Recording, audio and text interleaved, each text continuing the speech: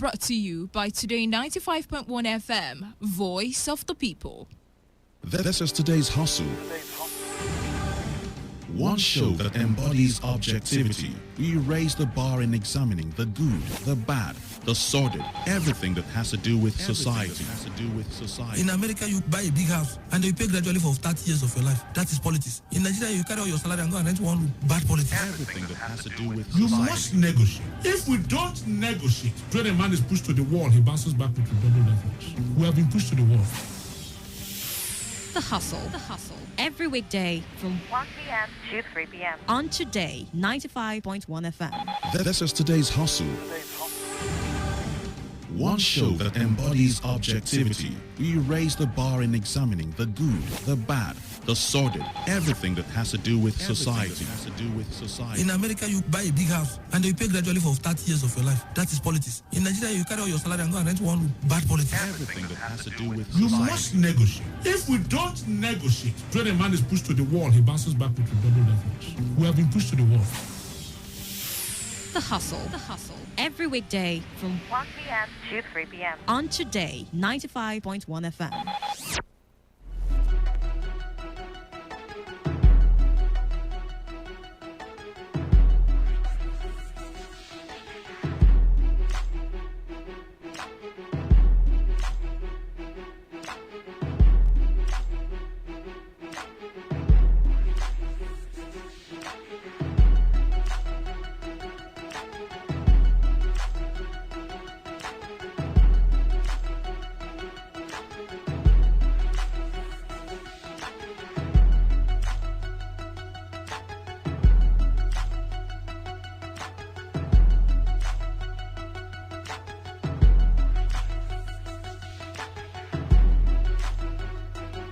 All right, good afternoon to you. 5 minutes gone past the hour, and it's time for us to kickstart conversations here on Today 95.1 FM, the voice of the people. It promises to be intriguing, interactive, and of course, we will be solving issues and talking for development, basically.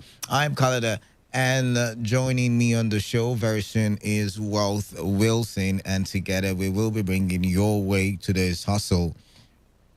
And you already know if you're an avid listener, but in case you're a first-time listener of the show is broken down into two parts. The first part where we get to treat trending stories, and then the second part where we get to focus on one of those or one of the trending stories. So let's not waste time. Let's go straight into the meat of today's conversation.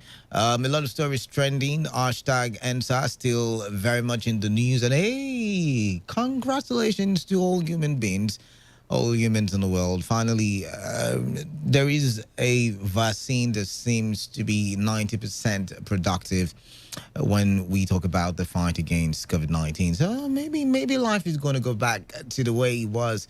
But then again, we also will be looking at how these will affect the Nigerian economy and how we can begin to think for the future and begin to plan ahead. But let's start conversations now.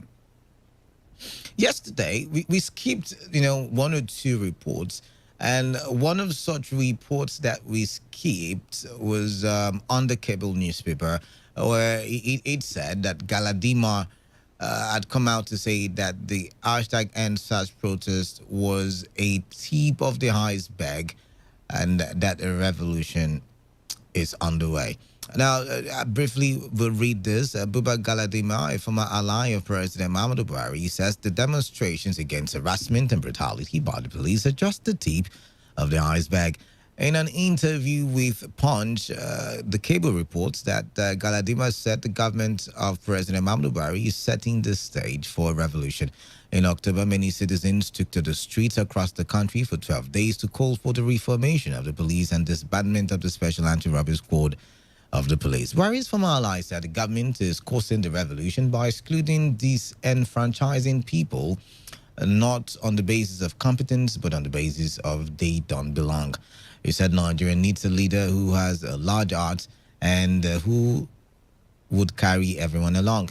When hashtag #EndSARS started, they didn't know that the sons and daughters of average Nigerians who could not get food to eat could make them lose sleep and they have just seen a tip of the iceberg. Galadima said they are leading this country into revolution that they don't want to accept. And the question I have in my head after reading this report yesterday is just like it was yesterday. Is it really the fault of the administration that the things are the way that they are? When we talk about, the current situation in the country. I mean, when you look at the economy, for instance, you've got to put certain things into consideration. You've got to take into cognizance COVID-19 and how it affected the economy, for instance. You've got to take into cognizance, how oil prices fell when this administration came into power. Really, when you even talk about bad infrastructure, it did not start today. It started, a couple of years ago. When you talk about the poor funding that ASU is complaining about, it wasn't with this administration. It wasn't even with the former administration. It looked like a continuous, it's a continuity of governments and something that started since 1999. You look at the health system, oh my, the same thing. So can we really fault this administration? I mean, because, everybody is talking about, let's clamor for, yes, we should clamor for a better Nigeria. But really, revolution, is that the way to go? That's another question that is on my mind right about now. Don't you think, now that the government is calling for dialogue, that we Nigerians should, come out en masse and see how we can talk with the government? Because the government, I believe, now understands that the power lies in the hands of the people, and the people are the power, and the power is the people. So maybe the government understands that now. Don't you think it's the best time to go into a negotiation with the government? I'd like to hear from you when the phone lines are open. But let's look at what else we have here. This one is very intriguing, very, very interesting. On the Vanguard, Igbo will never fight war again. I saw this on another newspaper. I'm coming. I'm going to look for it, and I like the way they captioned it there. Where is it now? I can't seem to find it. Okay, give me a minute now.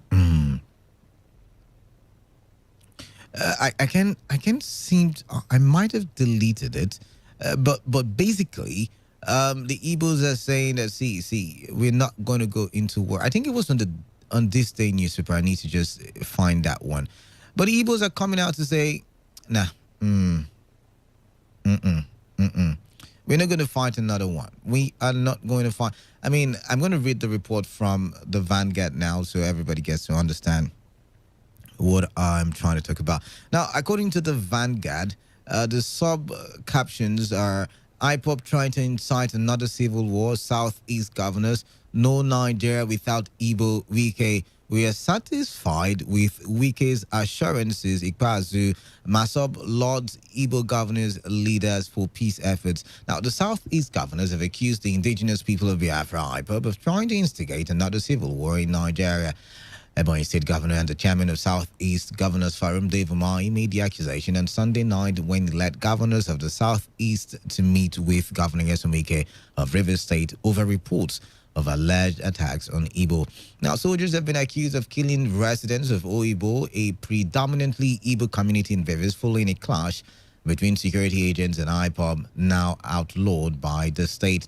Umahi, who led the Southeast governors and other leaders to Rivers State, said they were in Rivers to ascertain the veracity of the news circulating in the social media over alleged killing of Igbo people living in the state, adding that their findings proved otherwise. Now, in an opening remark during the visit, Governor Umahi said, "We are yet to interact with you. We saw a number of things in the social media about Igbos in Obibor, and as leaders, we put heads together and requested to meet with Governor Wike."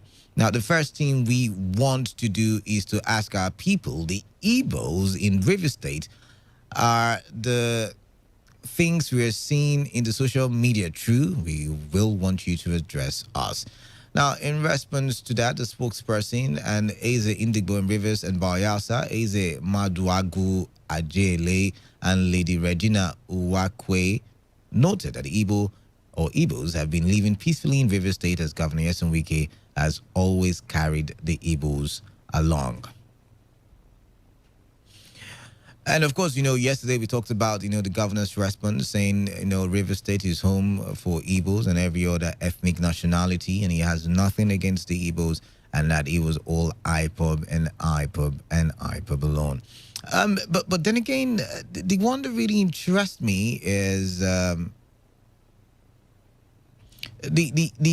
Igbos coming out to say, or rather, Umai coming out to say, see, Igbo or the Igbos are not ready for another war, another civil war. And then the question that pops in my head, because questions are always popping in my head, and the question that pops in my head is, if they're not ready for another war, how does this affect the movement for Biafra? How does this affect? Because when you hear IPOB, everybody's talking about the Biafran movement. When you hear Masabo as well, everybody's also talking about the Biafran movement. But then again, some people have changed the narrative to mean the emancipation of the people, even though they are in Nigeria, while some other people have made the narrative about secession.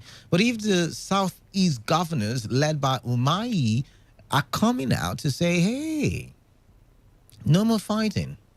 We ain't gonna fight. We ain't gonna carry guns. 1967 was horrible. We ain't gonna do that again. We will find a way to make sure our people enjoy the dividends of governance. We're gonna bring the goodies to the people. But civil war against Nigeria, I don't think we're gonna do that. So what's your reaction to this very one? How do you take it? For those of you who are from that ethnic nationality, what is your stance on this very one? I'd like to hear from you. But let's move a notch higher now. Let's move from the southeast to the north, or the northeast, where the elders in that region, the northern or the northeastern region, have called for the sack of the service chiefs, and that should be done immediately. Now, I'm going to read from the Vanguard.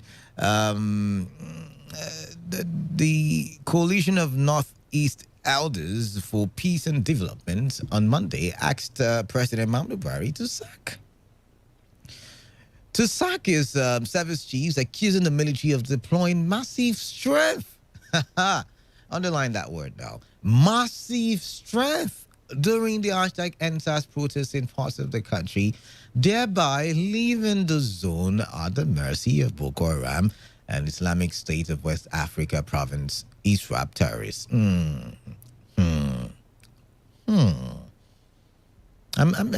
It just occurred to me.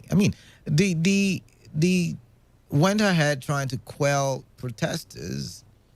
I remember the army coming out to say, see, they would not accommodate, criminal element. No, there's a word they use. There's a word they use.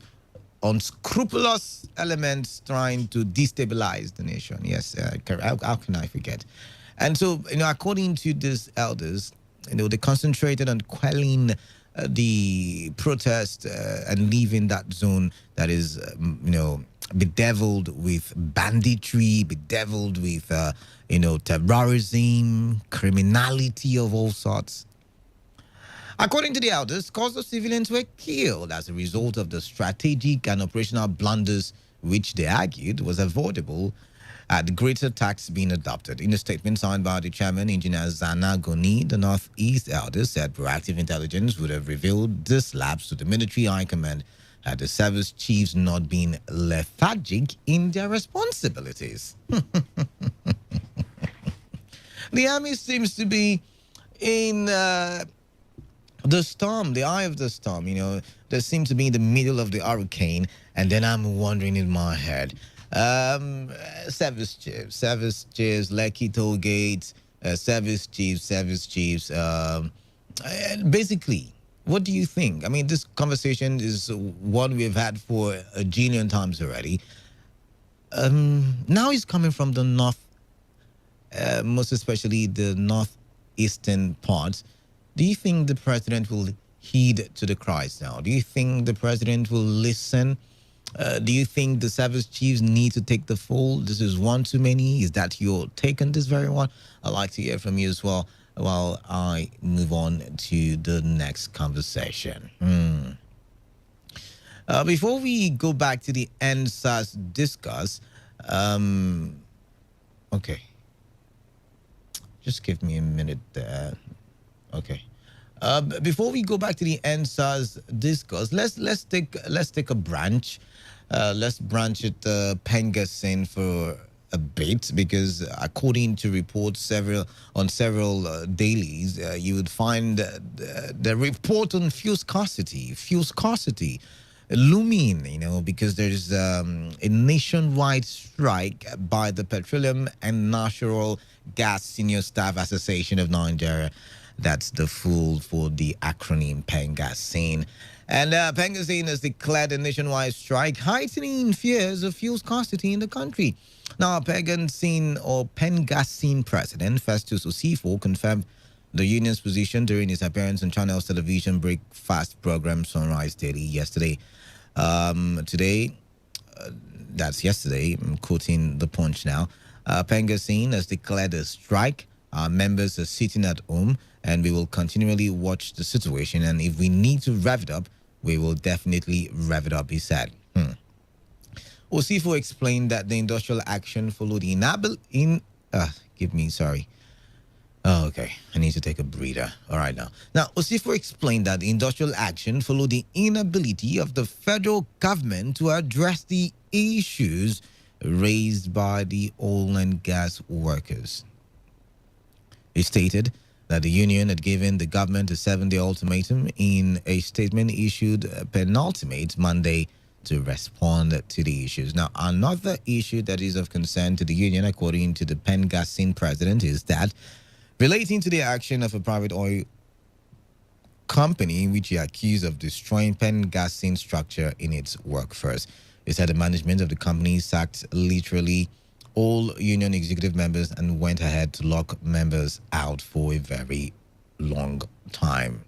Now, the issues raised by the oil and gas workers were a fallout of the implementation of the Integrated Payroll and Personnel Information System, IPPIS, by the government regarding the payment of salaries. Now, while the union said it didn't have preference for any tool used by the government to pay salaries, workers' remuneration must be paid without any shortfall.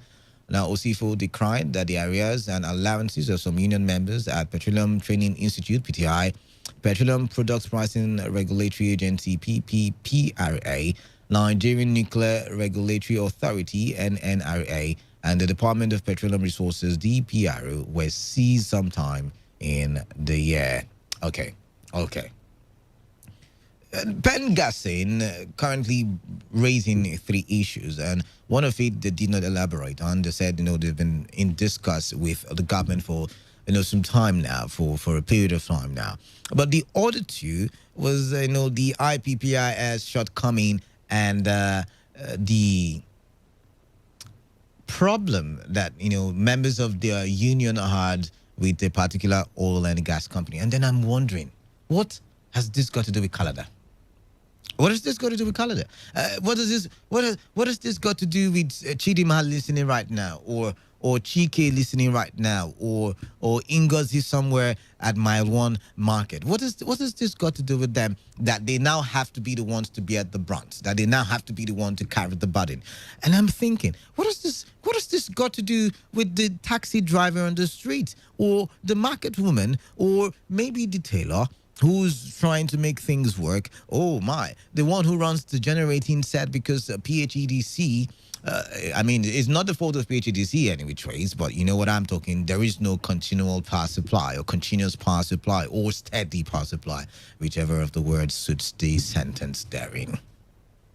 And I'm thinking in my head, why is it that it's the same thing with ASU? I understand ASU is fighting for the betterment of the universities and the varsities and all of that, but it's one full calendar year and nothing has been done for the students.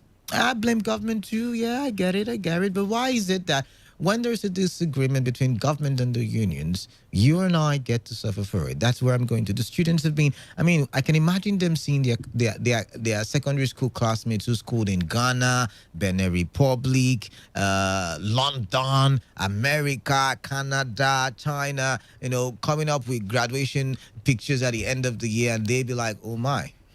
ASU and IPPIS and government are still talking UTAS. You get where I'm coming from. You get the gist, right? So I'm wondering now. Pengerson is going on strike, or have gone on strike, and there's a possibility because they've gone on strike, there will be no supply of petroleum products to fuel stations or petrol stations. And then I'm wondering. So how am I supposed to survive? How am I supposed to move from point A to point B?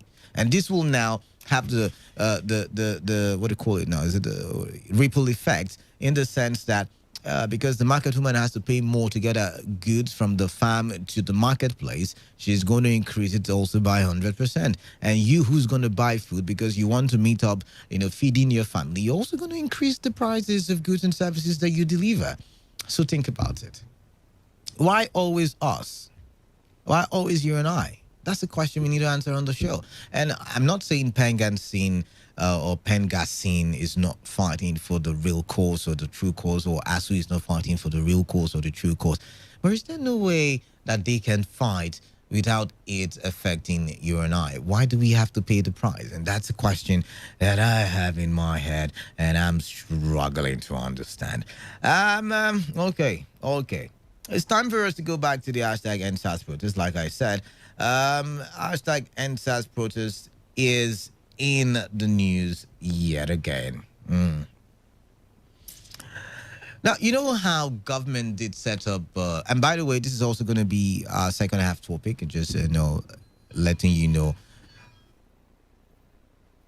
Also, this is going to be part of our second half topic. Now, prosecuting hashtag NSAS protesters defeat purpose of state panels. And this is coming from Ozekume. Now, rights activist Mike Ozekume, SAN, has said by arresting, prosecuting, and freezing the bank accounts of the hashtag NSAS protesters, the federal government was defeating the purpose of setting up state panels of inquiry into the youth's protests that swept across the country. Ozekume said by taking such steps, the government had pronounced hashtag NSAS youths guilty even before the panels made their findings. In the wake of the hashtag NSAS protests, through which youths asked for reforms, including better welfare for policemen, security agents went after the peaceful protest promoters, with some saying their bank accounts were blocked by the Central Bank of Nigeria, CBN.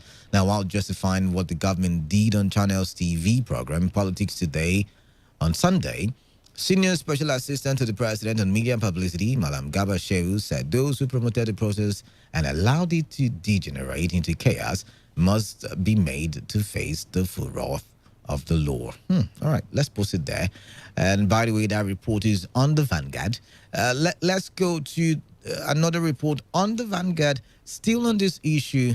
NBA CSO SAN's flay FG's move to try protesters. Now, it's a similar story. The Nigerian Bar Association, NBA, human rights activists, civil society organizations, CSOs, and senior advocates of Nigeria, SAN, were up in arms against the presidency yesterday over his declaration that promoters of hashtag NSAS protests must be made to face the law. This came on the day Rachel Oduala, a promoter of the hashtag NSAS campaign, cried out that the federal government was trying to silence her by freezing a bank account. Senior Special Assistant to the President on Media and Publicity, Malam Garba Shehu, had said in the Channel's television program Politics Today on Sunday night that those who promoted the protest and allowed it to degenerate into chaos must be made to face the full wrath of the law. All right, now let's take another pause and let's go to another report. Similar report still on the Vanguard. And this time, of course, the very prominent, very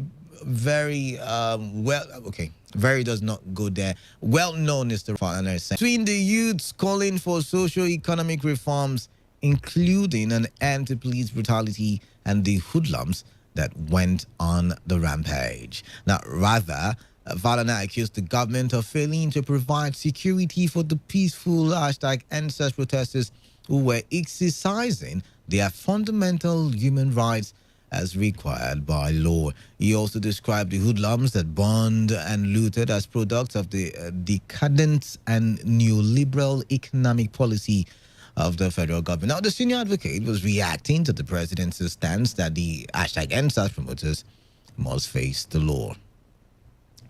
Okay, so we're looking at it from three different angles. One angle from Mike Ozekume, the other angle from Falana, the third angle from the NBA CSOs and SANs. Now. Ozekume says, having them arrested when there's a panel of inquiry defeats the purpose of the inquiry. Do you agree? Because the panel of inquiry is supposed to look into the matters that were raised by the protest. But if you're saying that the protest was illegal or the organizers of the protest did something illegal, then you're saying that whatever issue that they, raised is also illegal, and therefore whatever verdict that comes up might just be tilted towards bias, right? Look at it from this other angle again. Look at it from this other angle. You're saying that these people who promoted the protests, did something illegal, and yet the panel of inquiry is supposed to look into police brutality before, during, and after the protest. So, so what are you inquiring on? Look at it from this other angle. NBA, CSO, SAN coming out to say, hey guys, that's the wrong thing. That's not the way to go. And what arguments are they making? The NBA is going against, Gabashew, Malam Gabashew, who had said it's the right thing for government to do. And they say, no, it's against human rights. And I'm wondering if you agree. I'm not a lawyer, so I don't really know about that part. But you see, I'm very much concentrated or very much interested on the third part, which is the Femi Falana's angle. You say the protests migrated from peaceful to violence. Where was the police? Where was the army? Where were the security agencies, the DSS? Why was there no protection? Because even though the protesters were on the street, the protesters were still Nigerians, and according to the Constitution, we know that part, that the primary function of government is to protect the lives and properties of citizens, and everybody out there on the street at the time were Nigerians who deserve protection.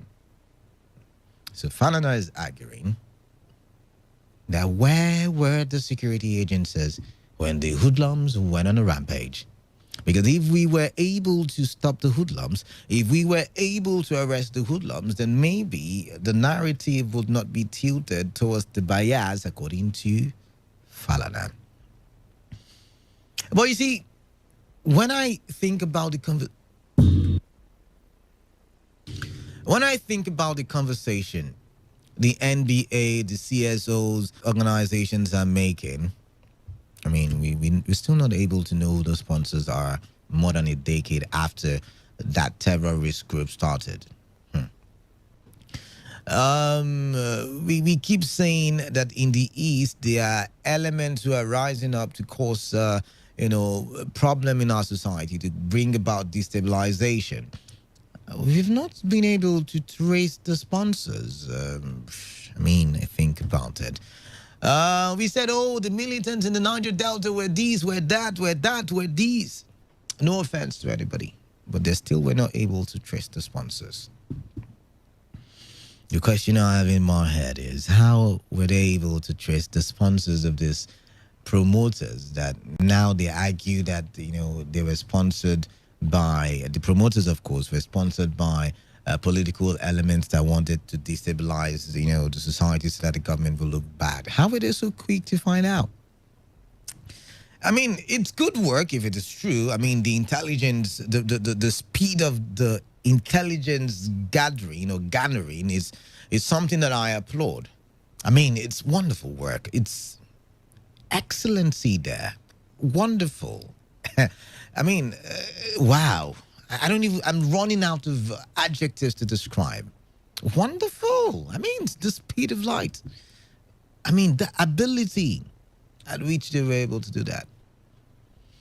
But I mean, Boko Haram, we still can't find the sponsors, and so we're giving them amnesty, to make them relax and not do bombings anymore and not kill people anymore. And very soon the bandits, we'll give them some money. I mean, we already called them out for negotiations. They don't like what we're offering, so they've gone back to the bushes, to shoot some more guns and stop some more cars. But eventually we will get the amount they're asking for, and they also collect amnesty, and there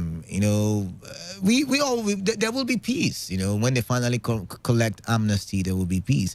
And it's funny because we're going to give them that huge amount of money because we're not able to trace their sponsors. Because how do they get their guns? How do they get their bombs?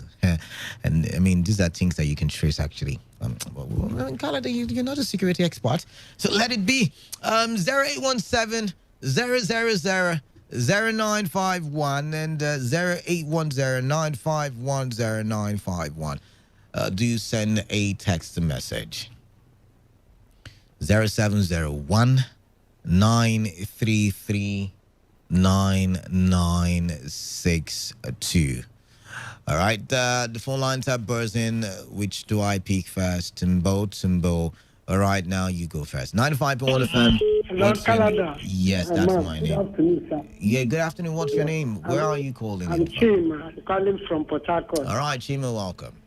I support Mike Ozakame and Falana Okay. on the issue they've raised. Okay. And another thing is the Igbos will no more fight war. I think the Igbos are not saying that they want to fight war. They are agitating for marginalization. They are asking for a country. They're asking that they should be let go. Pharaoh, let my people go. Father, listen to me. That's what we call indirect education. People, you can advise me through the advice you give to me. I now notice what is. Every person knows what is happening. Myself know what is happening. Most of us too are marginalized. Some of us are red. And when we are red, we become versatile to some people who are not. I'm sorry to say that. You see, that is one of the things. See, if you're talking about marginalization, every part will tell you they are marginalized. But the song from some quarters in the East is that they want a country out of Nigeria. You see, when things happen, some people are staying on the fence. You see, when we talk of the rivers or whatever we call it, all of us, after the NASA report, many people were carved out like this and bring people here, put here, bring people here, put, and cause what we call things fall apart. The center cannot hold. That's another thing. You see, we want togetherness in this country and let things be addressed in evenly way. Okay. That is what people are trying to say. Not because no war, no person is telling. Okay. Are you hearing me? I can hear you loud and clear. Okay, look at the incoming generation. Most of us have worked and maybe retired, and today we are not being paid our stipends. What is due for us? We cannot. The next generation that are coming, where are the industries where they work? Many of the industries were. So, and we are forced to sell out what. If you come to our river state, the land precisely, there is no more land left. They put us to be poor, and we sell out all we have. There are no places where we can. All right. Thank you very much. Thank you very much. You've got to go. You made your point. Eat or what? We cannot eat food. That is what we are driving at. All right. Staying at the fence, talking another thing. All right. Thank you very much. Thank you very much for showing your annoyance on the show. 95.1 FM. What's your name? Where are you calling in from? Good afternoon, Canada. Yeah, good afternoon to you. Yeah. Uday calling from Port Harcourt. Uday, welcome, Uday. Uday, welcome. Yes, let me go straight to my people, call Igbo. I want to ask, have Igbo people fought war before? Interesting. Have they fought war before? You tell me. I'm not from Igbo, you're the one from Igbo. Have you fought war before? Have you fought a war before? Yes, the issue is that, no. let me tell you that, brother. Yeah. If you are hearing about war, Azerbaijan and the Armenian are fighting war as we are speaking. All right. Sudan and the North fought war as we are speaking. All right. Yes, if you check Iraq and all the rest, you see the country that fought war. We see the damages both the two sides. All right. And the issue of Igbo people fighting war again, my dear brother, I want to tell those guys at office there, Dinin Yamwood and the Omahi and the Co. Let them do the right thing so that there won't be any war. Interesting. If, for example, they bring the locations that are getting from federal government down to Igbo land and develop Igbo land, I do not think that anyone will be singing out to break out from Nigeria. Interesting. Or rather, if Nigeria government really come out with federalism, every man should manage what you have in your house. Nobody will be talking about let me ask you a Biafra. question now. Everybody keeps pointing at the federal government. What the state governors? What have they really done? For the region, because they get allocation every month. Umai, Ekpeazu, what's his name? The one in Imo State, just his name. Uzodima. What have they done? What have they done? Heard me very well. I said the first comment that I made, let them bring the allocation down to east so that we can develop our town. And I now mention federal government. You know why I'm mentioning federal government? When you are feeling headache, all your body will be weak. But you know that one part of your body can be paining, you'll be managing life. So the federal government is the head. I'm telling you the truth. Right. For example, now we have federal roads that's supposed to be constructed by federal government. Are you expecting a certain man to bring his allocation to construct it? All right. The main issue in Nigeria is to restructure Nigeria. Federalism is the best. And secondly, let me say something about NSAS protest. Quickly now, you're out of time. Brother, let me just make a comment. In this country we are, there is nothing like protest. I have not ever for my life seen anything like protest. I watch foreign media. People are dying. People are coming out. Should be careful to have such in Nigeria. There will not be any man to be talking about a panel of inquiry. All right, when you are killing people, you are telling me that they are protesting. All right, thank you very much for calling. I don't understand that last part. I got confused. When they are killing, what do you mean? I don't understand, but thank you. You're out of time. Let's move on. 95.1 FM. What's your name? Where are you calling in from? Yeah, Canada. What's your name? I greet you. I greet you right back. My name is Office Angels. That's not your real name. Tell me your real name because I know the voice. Office Angels from Oyibo. I am calling you from the witty city of Oyibo. Okay. God bless you. Okay. So see, let me tell you, this federal government arresting or going for the sponsors of the protesters. Of the protesting, yes, they are making a very big mistake. Okay. When this protest was going on, I called my wife and told her, see, the moment the protesters are going on, protesting for the NSAS, and then another group is coming up to counter the protest of the NSAS, I told her there's going to be problems. And that's exactly a scenario that has come up. Those people, even instead of going for the sponsors of the protest, they should go ahead to fish out those who sponsor the anti. There was another group that was anti hashtag NSAS protesters. Yeah. So it happens even in a family, in a home. Assuming, let me tell you, if you have a housemaid in your house, and you tell your wife that this housemaid should go, and so this housemaid has to pack and go from this house, and their wife says no, she must not go, and he says she must go, and she says no, she must not go. There's going to be a war. If she allows you to say that, after which she will call you up early in the morning and say, darling, this housemaid should not go. These are the reasons. So these people should have come down and allow those people to protest, and later they will go after 2 days or after they have ended their own protest. They can then go ahead, or they will go by law and sue them. But they went immediately. So even the most foolish person on earth knows that will skyrocket to crisis. I knew. Are you understanding me? All right. You've made your point, and I understand. Those people that sponsor those anti-protesters are the ones that make the thing to go ahead. And those are the ones they should go for. That's what you're saying. Yeah, exactly. Because if I start telling you my experiences on that, I would immediately that thing happened. I called my wife and told her. All right, thank you very much. We've got to take other calls. Thank you very much, there, Office Angel.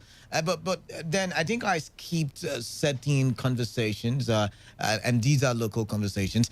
12 o'clock news. We read out to you that the governor of Rivers State has given an executive order and he has prohibited street trading, illegal markets, and motorbikes along and around the Revisi Garrison Flyover in Port Harcourt. I have not seen the flyover yet. I probably will take a stroll down there sometime during the week, but I hear it's very beautiful. I hear it's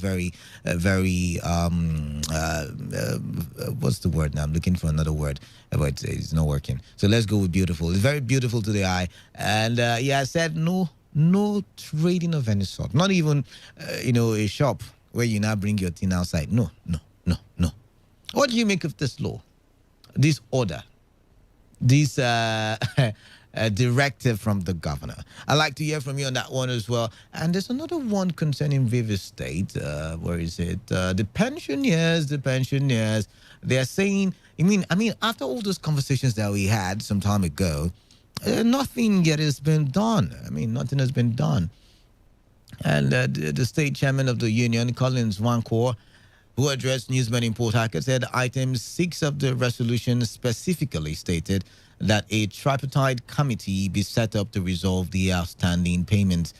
And he expressed concern that since that resolution, government have remained reluctant in implementing, which he said has caused untold hardship on its members. So we're looking at that as well. You call in, tell me what you think. Pensioners still not being treated nicely.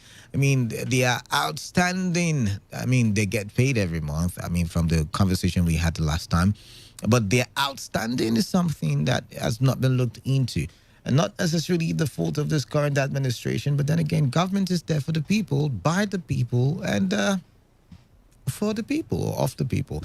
Yet again, we also talked about the no trading along the new flyover at Garrison. What do you make of it? Back to the phone lines. 95.1 FM, what's your name? Where are you calling in from? Hello, good afternoon, Mr. Canada. Hey, good afternoon. What's your name? Yes, my name is Steven. I am calling from Transamadi.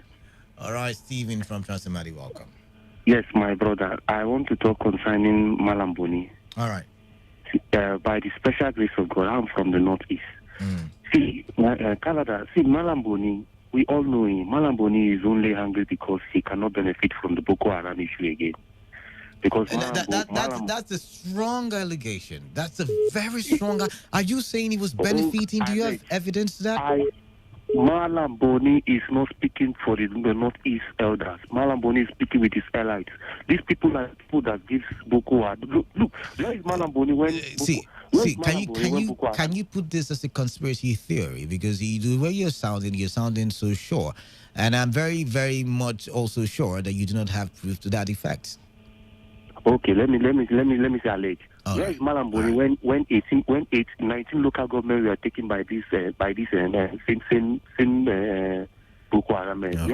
Why didn't we hear about Malamboni? Why didn't he come out and say the northern elders we are speaking? I let the government come out. He didn't come out then. All right. Why is he coming out now that we are having peaceful Northeast? We can do our Christmas. The Muslim can do their Salah. Now, see, Malamboni should be very, very careful. Okay. He expects Lagos now to be ravaged by hoodlums because they are fighting this insurgency in the north. And Miskans just take over Lagos. They shouldn't calm the situation in Lagos. What is he even talking about? Malamboni should just go back with his allies and settle themselves. Because I know these people. We know them. Don't worry. We know them. Don't worry. All right. Thank you, my brother. Thank you very much for calling in there. All right. He says he knows them. I don't know them, so I cannot say for sure if what he's saying is the real and the real deal. 95.1 FM. What's your name? Sounds familiar. Sounds like a Chris that I do know. Yeah, this is Chris. All right then. Yeah. You see what David Omai was saying or something they are talking about. Nobody is calling for any war. I don't think that the word referendum is calling for war. It's only people that are opposing their ideology. And you can't defeat an ideology. It's not by labeling anybody terrorist or labeling anybody bad people. We are not making any way. You see what happened of recent. They came to visit the scene of the happening things. They left to go to ask what happened. you see them going to government house to do handshaking. Is it the type of leader? Number one, they do not have authority here in River State. The authority ends in their individual states. Number two, when you talk about referendum, it might not be a crime somewhere else, but if you're saying you want to do a referendum and the other person is saying I don't want to do a referendum, there's always going to be the back and the forth, which might result in a fight. I'm hearing you. And fight results in shirt tearing and trousers dragging, and before you know, there is a war. I mean, think about it from that angle. And that is my mind, and I want to eat my mind. What do you think that will happen? Either you leave the house for me, or I leave the house for you. That's two things. You can, because of it, you started maybe envying one set of people or tagging them. You know that this man they are talking about, it's with them how many years they keep him in Kuje prison. They couldn't do anything with him. They couldn't jail him. They couldn't win him even in their own law, their own court in Abuja. They couldn't do anything. After the man have left, you see them parabling. The man was calling for live interview. None of the professors in Nigeria come to attack the man or let's debate on this issue so that this thing will rest. After the man don't find a way to Israel, it's where they are. He ran away. But the man was in Nigeria calling them for referendum, calling them for debate. The whole people, the whole professor we have run away. They are avoiding the man. It's not that they're saying he are running away. All right, Let them go UK. Ask UK to bring the man back. All right. UK have a line with the Nigerian government. All right, thank you very much. Thank you very much there. 95.1 FM. What's your name? Where are you calling? Good afternoon, isn't it? Good afternoon, it says. Good afternoon. I'm Elder Go Power calling from Africa Beach. Elder, we welcome on the show. Talk to me. Yes, I want to talk on the retirement pensioners. Oh, pensioners. All right, go ahead. But they are crying foul. They have been trying to pay the monthly, but lately, those who do their biometric since July have not got any cover. Interesting. And another set have done biometrics. They have not got. We don't know. And there was an agreement that he's going to pay the backlog, the pension arrears, and I don't know whether he talked about the gratuity. But up to that time, they were about to strike. He called them, please don't go. I want to do something. And since then, nothing has been done. No action. Even the monthly, except those that have been paying before. And the irregularity is more alarming if you consider what retirement people are passing through. All right. And again, so I want to talk on Pengaston. They should not go on strike because the country is passing through hell. From corona to demonstration to there's a lot of problems. They should not compound the problem again. All right. They should find the heartbeat of Nigerians and consider if that aspect they go now, it will hit the northern security. That things will get worse. All right. I get what I'm saying. I'm getting you loud and clear. They should consider, they should dialogue with federal government at least. Let's get so small for 160 and find at least 1 day meal. Please, that's my take. All right, then. Thank you very much. Thank you very much there. Let's see now. Let's see if we've got text messages. We have a lot of them. This one says, why is Nigerian government always disgracing us? Instead of sacking the ID for allowing hoodlums to hijack a peaceful protest, I believe you wanted to say they are going after protesters. And that is another interesting angle to it. This one says, Kalada, okay. You started by saying FG set up judicial panel of inquiry, then turned around and started arresting NSAS protesters and promoters, freezing their accounts. APCs deceptively evil. And then you went ahead to say, Kalada, with the body language of the federal government, do you think they will implement the demands of NSAS protesters when they are arresting people indiscriminately? And you went ahead to say,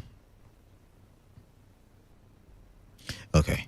That's coming from Skipo. This one says, my name is Man Agbam from Mbaiche in River State, and the issue of end SARS protest, the only way to address the issue is by creating jobs for the youths. Another protest is coming on Thursday by NPAR teachers. All right. Just be careful out there, by the way. This one says federal government freezing accounts of NSAS promoters and clamping down on them means that the powers that be didn't and have not appreciated the imports or the impacts of the youth revolt. I believe that's what you meant to say. Let them not think that all is normal again. The government should address the grave problems of this country and stop chasing shadows. Valentine Rumigo. Okay. This one is saying, good. Okay, this is not for me. I think this is for Annie Zinto. There. This is also for Annie. This is also for Annie. This is also for Annie. All right. This one says, okay, still for Annie. Good afternoon, my able presenter. Southeast governors visited River State. It's not making any sense to me since they have failed to drive down to Obibo and see things by themselves. Instead, they are in Government House and viewing what happened in Oibo from there is not a good one. Godwin from Oibo. All right, Godwin, thank you very much for that message. One last one, and we go back to the phone lines. I have 6 more minutes left on the show. This one says, IPOB don't penetrate into River Strait. Okay, I don't get that. I don't understand it. I'm sorry. Let's do this now. 95.1 FM. Man of the people. Gift from Yenigua. Welcome. Thank you. Good afternoon. Good afternoon to you. I talk about this clamping down of the promoters or the perceived leaders. Frankly speaking, whether SAN fans or CSOs, whoever that is speaking, they are all right. The federal government should be careful with what they are trying to do. In one hand, they are trying to look for dialogue through those panels that people are trying to set up through the various. If you remember, the governor of River State was kicking against people.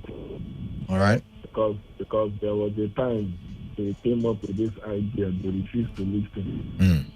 Now that is what is trying to play out again. Meaning, if I even come up with my own ideas or the reports of these various people that were beaten or killed or whatever, all right, at the end of the day, nothing will come out. That is the signal federal government is sending across.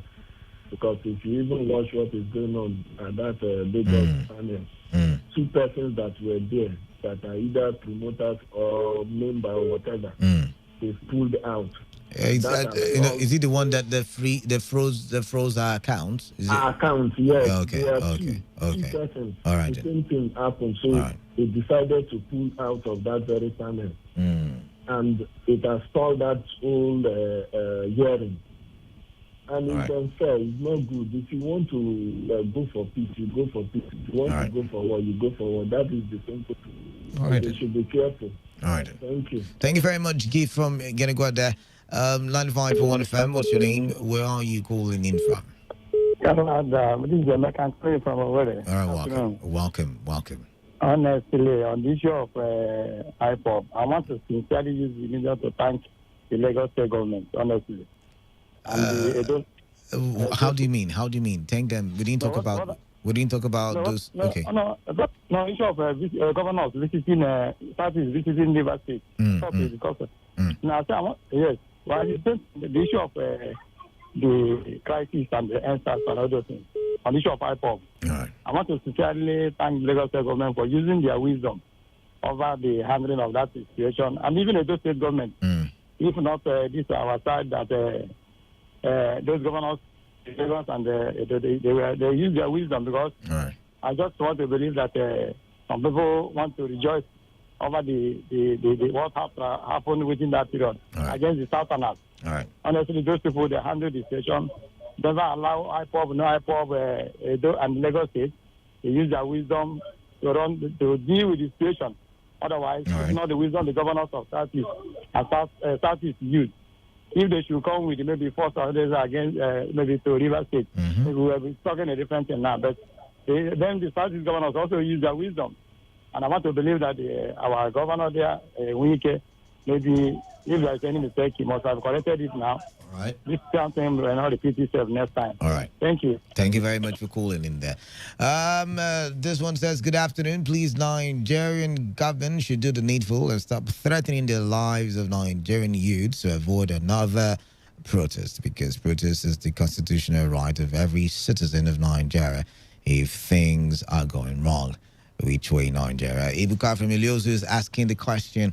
All right, okay, that's the much we can take for now. Maybe we should do text messages. Is this? Good afternoon, Canada. Singto from Port Harcourt. The Igbos calling for war. If the minute, let them start by.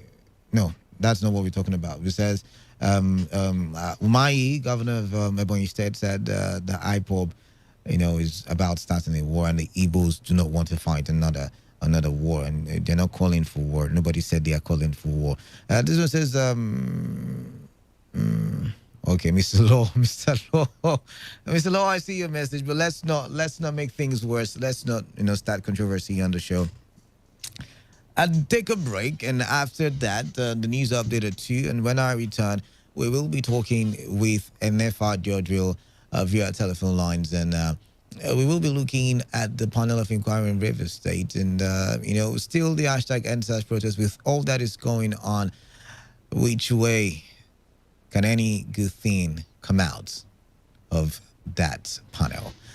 We will get to hear from you, as the conversation continues. Stay tuned to Today95.1 FM.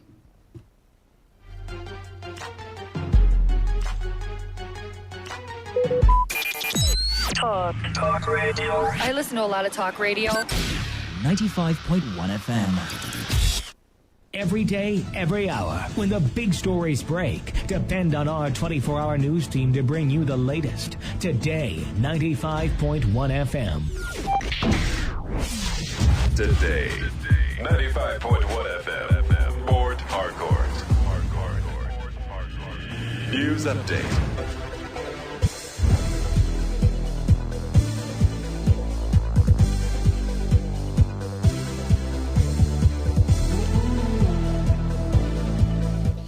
Good afternoon. Here's the news update at 2 on Today 95.1 FM. I am Kala Da Korubasabo. Lagos State Governor Babajide Sanwo-Olu has said the state's pension law permitting former governors and other public office holders to receive huge pensions from state coffers will be repealed. Governor Sanwo-Olu made the disclosure during the 2021 budget presentation at the Lagos State House of Assembly. The governor, who said an executive bill will be sent to the assembly to that effect, explained that the law will be repealed because of its huge financial burden on the state governments. Mr. Speaker and honorable members of this House, we to appeal that the House will help to repeal the public office holder payment of pension to former governors and deputy governors because of our resolve that we need to lead from the front. Lagos State will be sending this executive bill to this noble House. That with the dwindling revenue and the pertinent inflationary growth rates, that we need to come up with innovative ways, finance at a BRS minimum, while endangering the spirit of selfless service in public space. However, the 2021 appropriation bill of the Lagos State government is christened Budget of Rekindled Hope, which the governor said is in accordance with recent events necessitated by the COVID-19 pandemic and the violent EndSARS protests. Governor Sanwo-Olu said the 1.1 trillion naira 2021 budget takes into account the fiscal strengths and challenges of Lagos State. A member of the board of the Nigerian National Petroleum Corporation, NNPC, Senator Magnus Abe, has said the withdrawal of his security aids is not political, as been insinuated in some quarters. Senator Abe made the clarification while speaking on the aftermath of the EndSARS protest and the ongoing reform in the Nigerian police force. He stated that the withdrawal of security aids cuts across board and should be seen as a move aimed at providing better security for Nigerians, but expressed concern that the withdrawal should not have been made public. Say that the Inspector General of Police, as the leader of the Nigerian police force in this country, has the right to post his men wherever he thinks that they will best serve the interest of the Nigerian people. And maybe the police has looked at some of our own security needs, and they feel that the general interest of the country is better served by redeploying their men in other places. That shouldn't be an issue. What, however, I am not too pleased about is the whole point of making the withdrawal of security from anybody public. When these men were posted to us, it was not public, so their withdrawal should have been done privately. Because when you now announce that security details are being withdrawn from certain people, you're exposing those persons to unnecessary security risk, in my opinion. I don't believe that this action was merely political. I'm a member of the All Progressives Congress. I'm not just a member, I'm one of the leaders of the party. So I don't see the IG just going after me for political purposes. Senator Magnus Abbey represented Rivers Southeast Senatorial District in the 6th and 7th National Assembly. Financial advisor at Teddor Peterside has expressed concern as to why only Dangote Industries Limited is allowed to move goods across the border amid the closure of the country's land borders. Peterside, who took to his Twitter page to express the concern, said that legitimate exporters and importers should also be allowed to move their goods across the borders. He said this is why some observers argue that the Nigerian economy is rigged in favor of a handful of well-connected persons.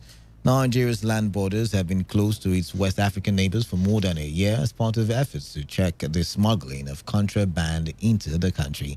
A report said the value of the nation's non-oil exports declined by 11.1% to $320 million in August on the back of the border closure, according to the Central Bank of Nigeria.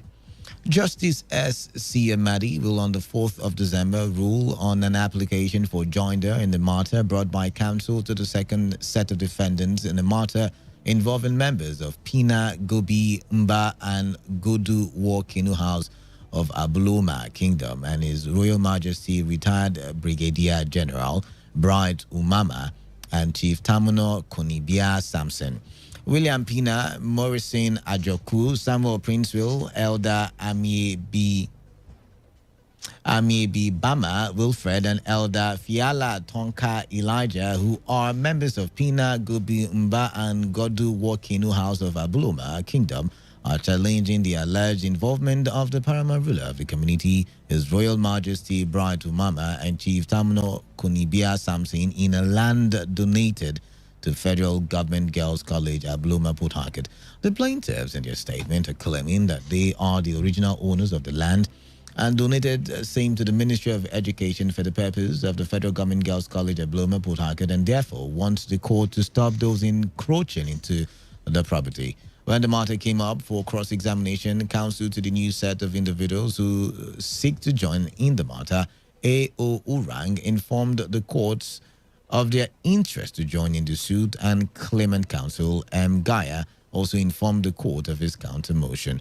Justice S.C. Amadi, after listening to the parties, adjourned till 4th of December for ruling on the motion. On the foreign scene, President Donald Trump has announced the sack of his defense secretary, Mark Esper. Trump made the announcement via his Twitter handle, further destabilizing a government already navigating Trump's refusal to concede election defeat to Democrat Joe Biden. Also, in the Twitter post, Trump announced Christopher Miller, the current head of the National Counter-Terrorism Center, as the replacement for Esper. The firing of Esper, who had clashed with Trump over a suggestion of using military personnel to quash civic unrest, comes a week after the U.S. presidential election. And that was the news update at 2 on Today, 95.1 FM. Do not forget to take responsibility. Wash your hands frequently with soap and running water.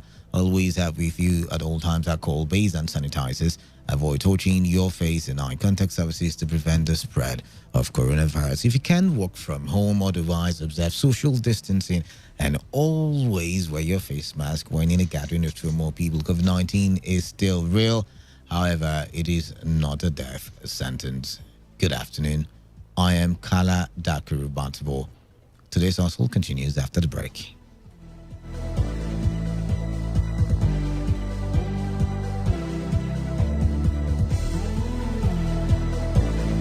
Today's news, today's entertainment, today's sports, today's issues. Today on Today 95.1 FM, Port Harcourt.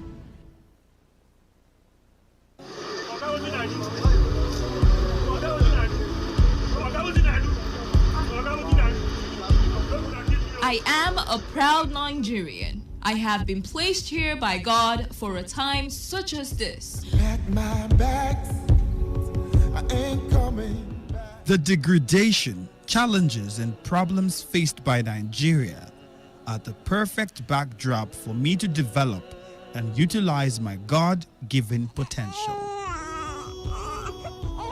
I will not complain. I will not criticize. Rather, I will use my skills, gifts, relationships, and experience to find long-lasting and revolutionary solutions to the many challenges confronting Nigeria.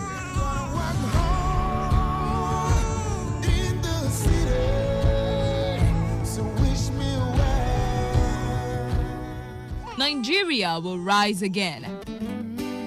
Because I am here, I will leave this nation a better place than I met it. I will work to make Nigeria a praise on the earth.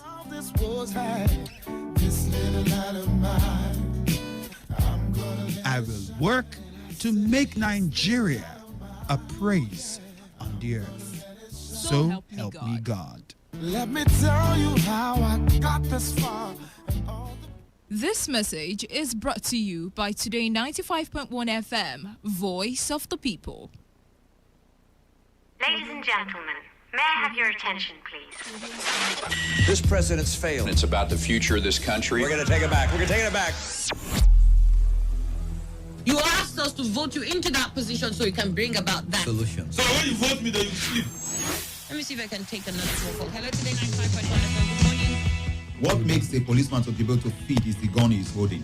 They use their gun to extort money from people. Good morning. What's your name and where are you calling from? No longer news that we are truly the voice of the people. Am I not a slave in Nigeria? I refuse if you are. If you say you're a slave. Let's not get to that now. So the Nigerian constitution. You spot the difference now? This is today's hustle.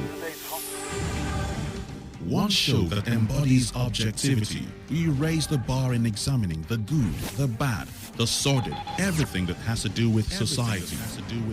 In America, you buy a big house and you pay gradually for 30 years of your life. That is politics. In Nigeria, you carry all your salary and go and rent one room. Bad politics. Everything that has to do with You society. must negotiate. If we don't negotiate, when a man is pushed to the wall, he bounces back with double levels. We have been pushed to the wall.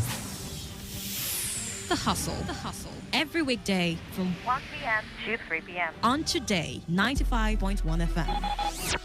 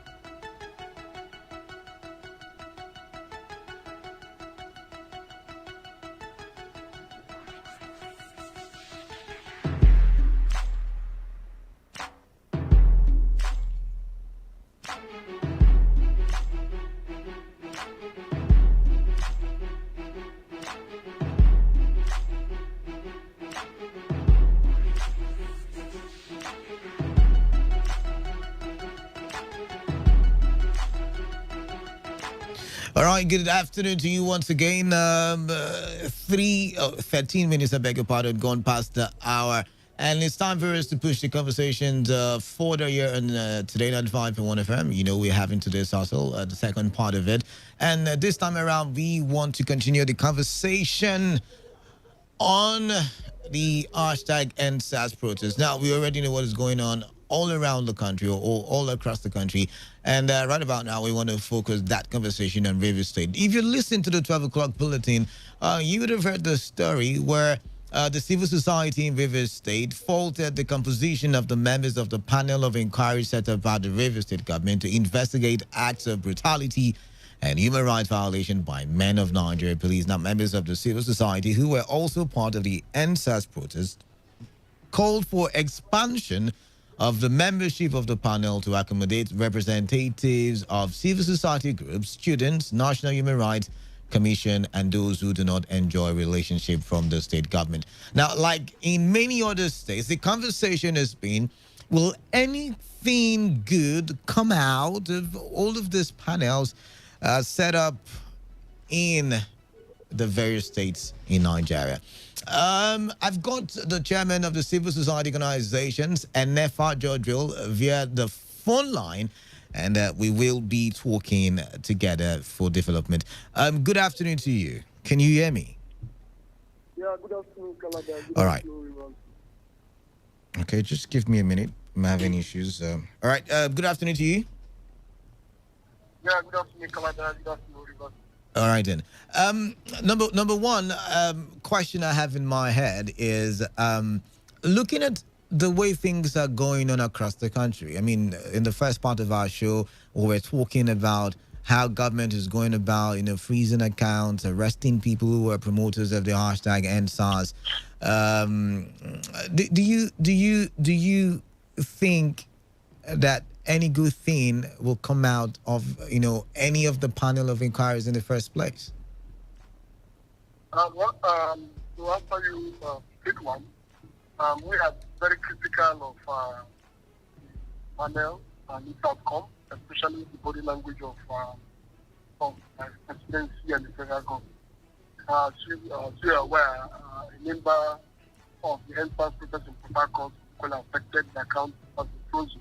The pharmacist who was in charge of health activities during the past one month. Yeah, so of course across the country we have seen where no-fly zone has been declared of the people by their passports and all that. So yeah, to answer you very directly, we are very skeptical about whatever the federal government is doing. However, on the issue of chairman of inquiry, we hope that about the people that have not been considered. Okay. We can't sit down in the context of our basic state, not one. What we do is to make it work. Of course, just like in the issue of protest organizers, passport, in case of freezing their account and all that, we have options. And the option is that we go back to the street. Of course, as you are aware, the federal government has pleaded that we should give them some time to resolve most of the critical questions raised about governance. No, let me pause you now. Sorry, you said going back to the street. There is a current declaration by the IGP and no more protests in any part of the country. Looking at how sensitive things are, even the president has said, "See, guys, don't go back to the streets." Do you think that would be a good idea? Well, let me disappoint you. The office of the AG and the office of the president, the creation of the law. By that I mean that our laws are created the office of the AG, and our laws are created the office of the president. And the same law, if you look at especially from section 39, even up to about 44 thereabouts, the law empowers people to freely express themselves, in several of them, and which movement and protest is enshrined in our constitution. And that particular section of the law has been given its best in the popular case of ANC versus the IGP, where the Court of Appeals declared that the fundamental rights of citizens are to freely express themselves. It is in understanding that we are even collaborating with government and to ceasefire temporarily on the issue of the protest. So if the same government now want to start the map of our food. Comrade Judge, even the Constitution also gives the power, the same Constitution you referred to the president, and of course also I believe we will be working through the police, to clamp down on any gathering that is inimical to the peace and stability of the country. And I'm thinking the federal government can argue that with the wanton destruction that was experienced in some parts of the country, most especially Lagos, that going back to the streets can be prohibited. Well, I am yet to know the law you are quoting. I have quoted section 9-44, and I've only quoted the Court of Appeal judgment on this matter, giving effect to that section and the powers and power. And nobody, the police or the federal government have not appealed that judgment. I'm quoting the Court of Appeal, the quote section of the Constitution, which is the ground norm, which created all of us, that creates our attitude and how we are going to operate. So I wonder which any other law that anybody can now rely on that is above the Constitution and above the Court of Appeal judgment. In any case, like I have said, that action, for every action, there is an equal but opposite reaction. The federal government has said, okay, why don't you talk to us through tribunal of inquiry, through meeting, let us meet, and for God's sake, we are fire. How come the same government is now taking the passport of protesters, is now giving no flight zones to protesters? Is that equally what the law equally says that they should do? So to answer your question, to answer it directly, Canada, the government will not have the right to determine when we are going to protest and when we will not decide that. However, as of now, we are cooperating with government, in the areas of believe that in a period of time that they are going to resolve the issue. But if they continue, I repeat, if they continue to clamp down on protesters, which they have no right anywhere in law, if they continue to protest protesters, if they continue, we are left no other choice than to go back to the street. And finally, before we go to the next question, are we saying that peaceful assembly in Lekki or in Alausa, in that of assembly, or the one done in Port Harcourt from Pleasure Park to Government House to police headquarters, have you ever had any case of hostility? So are we now saying that any crime that is committed within the period can be attributed to NSAS? So are you saying that before NSAS protest, there haven't been cases of robbery, there haven't been cases of... Before NSAS protest started, in Oyibo, a fast police post walked down in this state, in Oyibo, and the staff official was killed as was even beheaded or so.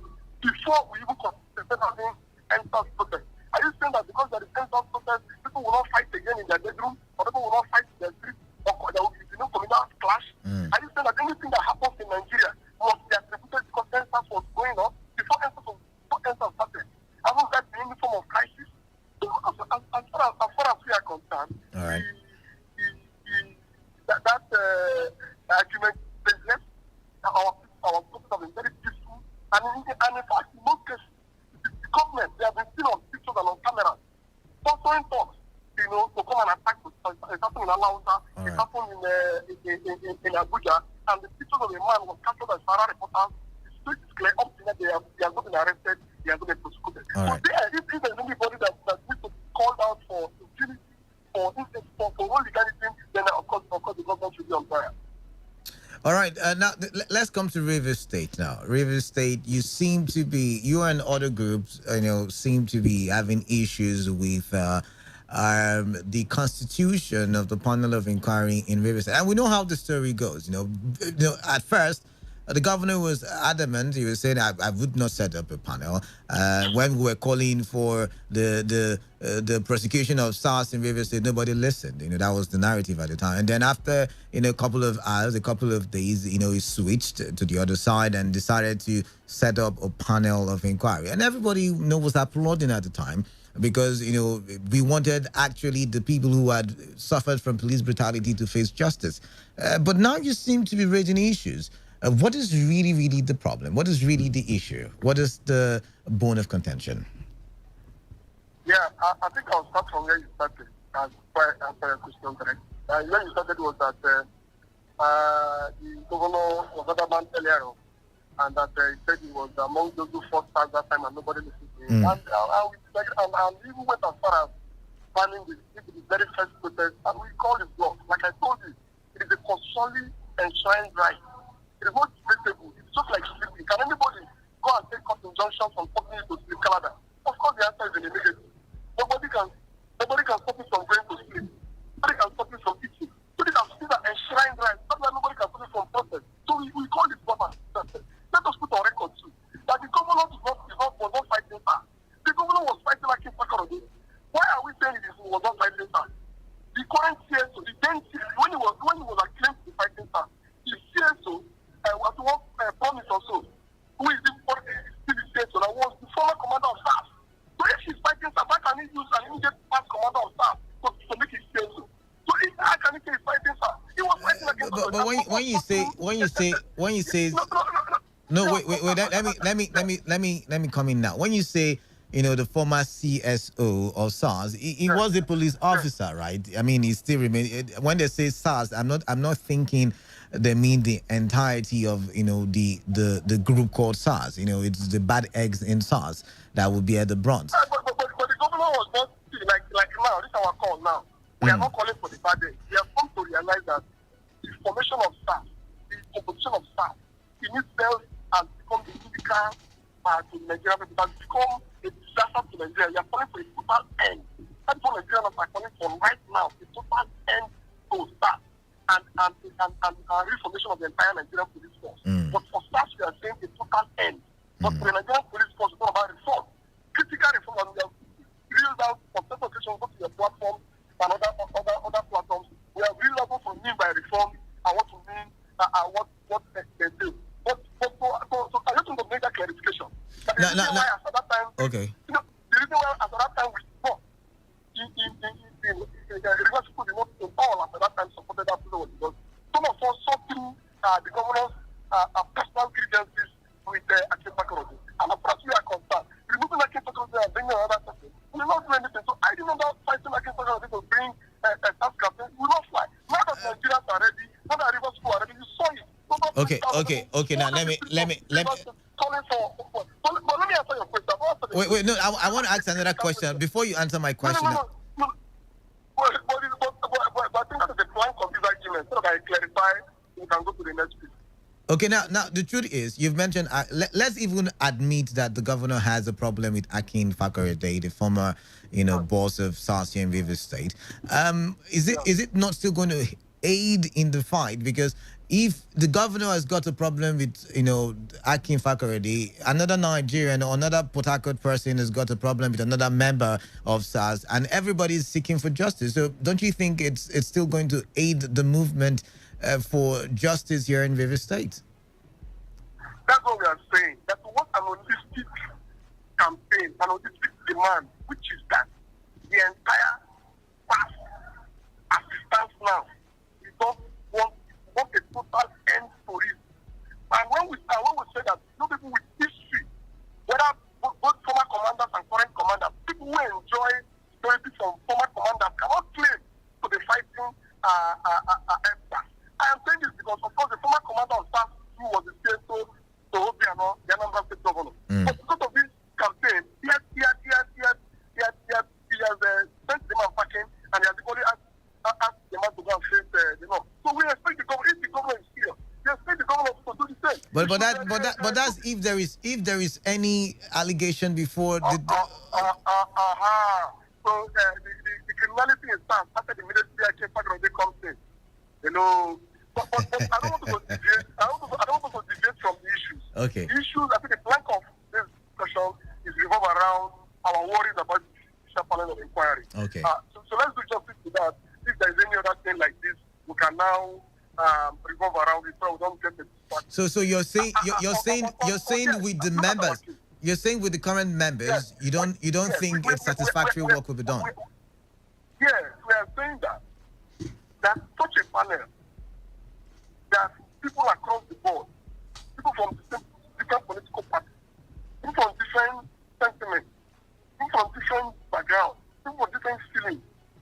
in the kind of in the panel that they will participate in, we expect people that does not share close relationship with the River State government.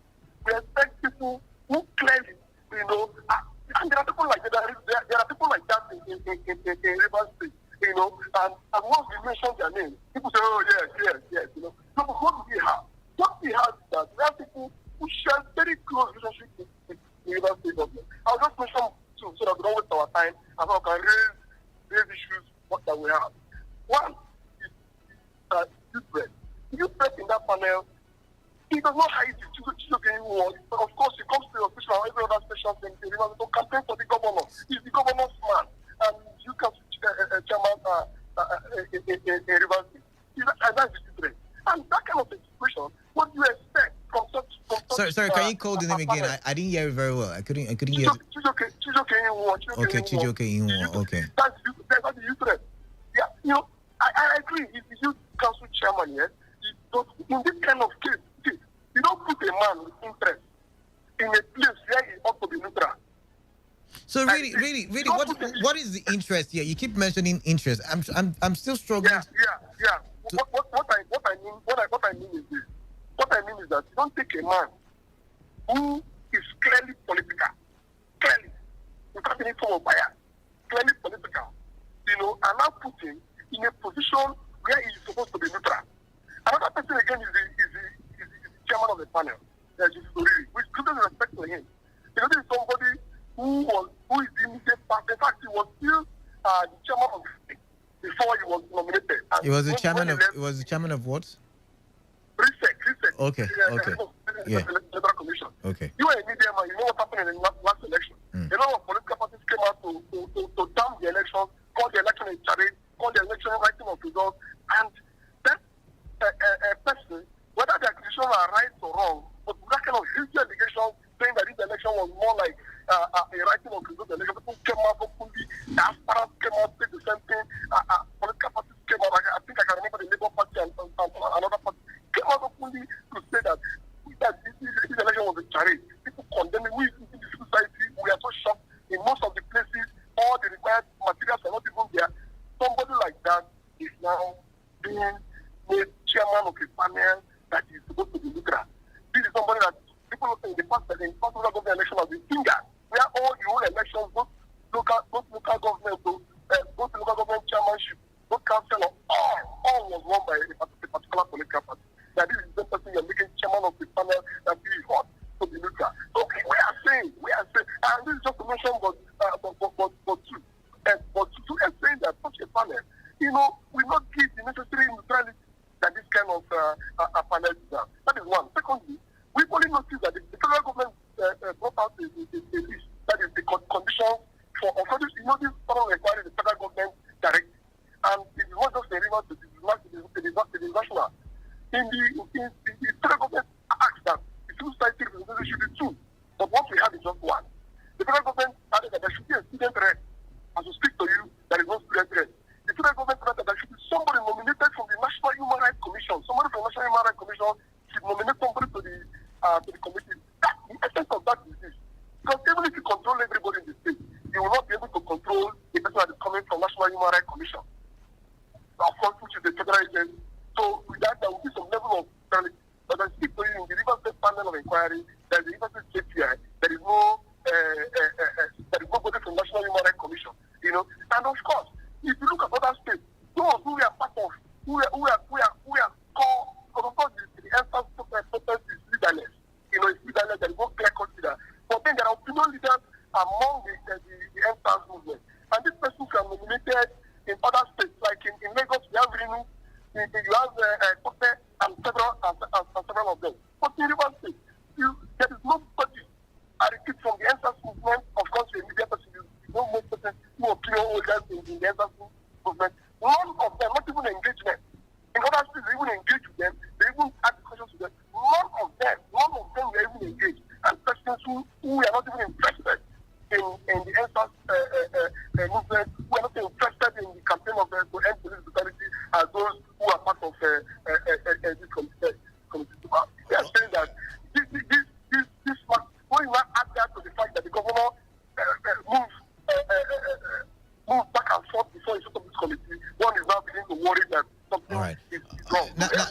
now I have a question now. I have a final question, and the question is thus now. Even if there is no change to the members of the panel, and then there is a result that comes out and indicts SARS as a body here in Rivers State. I'm talking about their operations and all. Will that not still be good news for Rivers people? Is that something that Well, I have been a right campaigner for years. Okay. Most times we know the end from the beginning. Okay. So I will not fold my hands and wait for it to fail before I cry. All right. We will insist for the right things to be done. That the panel should be reconstituted, or in the minimum should be expanded. Okay. In the minimum should be expanded. And let me say this panel is not just for SARS alone. It is for the entire, for police brutality as a whole. Right. So if you're a Rivers person, you have been brutalized by the police, you have evidence, you have witnesses, please do well to submit your petitions on the 4th of November. If you are before what? On the 16th of November. Okay. But if you are having challenge with writing petitions, because you have to write it and put the petitions in a CD format, and photocopy about 15 pages or so. So if you're having difficulties getting a lawyer, if you're having difficulties writing petitions, you can contact the Civil Rights Organization, the Rivers State and its partners, and the NSAS movement is helping people for free to help you write your petition, to help you get a lawyer that will represent you. So if you reach us, just get to us in 0803 949 3553, or again 0803 949 3553, or you send to our email ROICSOfficial@gmail.com. That is ROICSOfficial. ROICSO then official. Okay, you know what you do? You send it to me as a text message, so I call it out, in the course of the show. But if you want to reach out to, you do not have a lawyer, and you want to, file before the panel of inquiry, the numbers to call is 0803 949 3553, and you will be ably represented according to NFR Giorgio. All right, thank you very much for being a part of the show. Thank you. Thank you very much. All right, then. Send it to me as a text message, and I'll read it out there. All right, let's open the phone lines. I was listening carefully, and so a lot of things, caught my attention. I got interested in a lot of things. Let's see the constitution of the panel, for instance. Let's say it's not changed. There is no substitution made. There is no expansion. Woof. And then the end result is what we all are expecting. Will there still be an uproar? I'm wondering. If the governor, like a lot of people have said, is just using this as an opportunity to vent his anger against Akin Fakorede, is it not still the end goal? But then again, what do you make of the concerns raised by CSOs and other groups here in Rivers State, saying that they want to be part of it because they do not want the panel to be a vendetta panel, but they want the panel to be one actually seeking justice for Rivers indigents. All right then.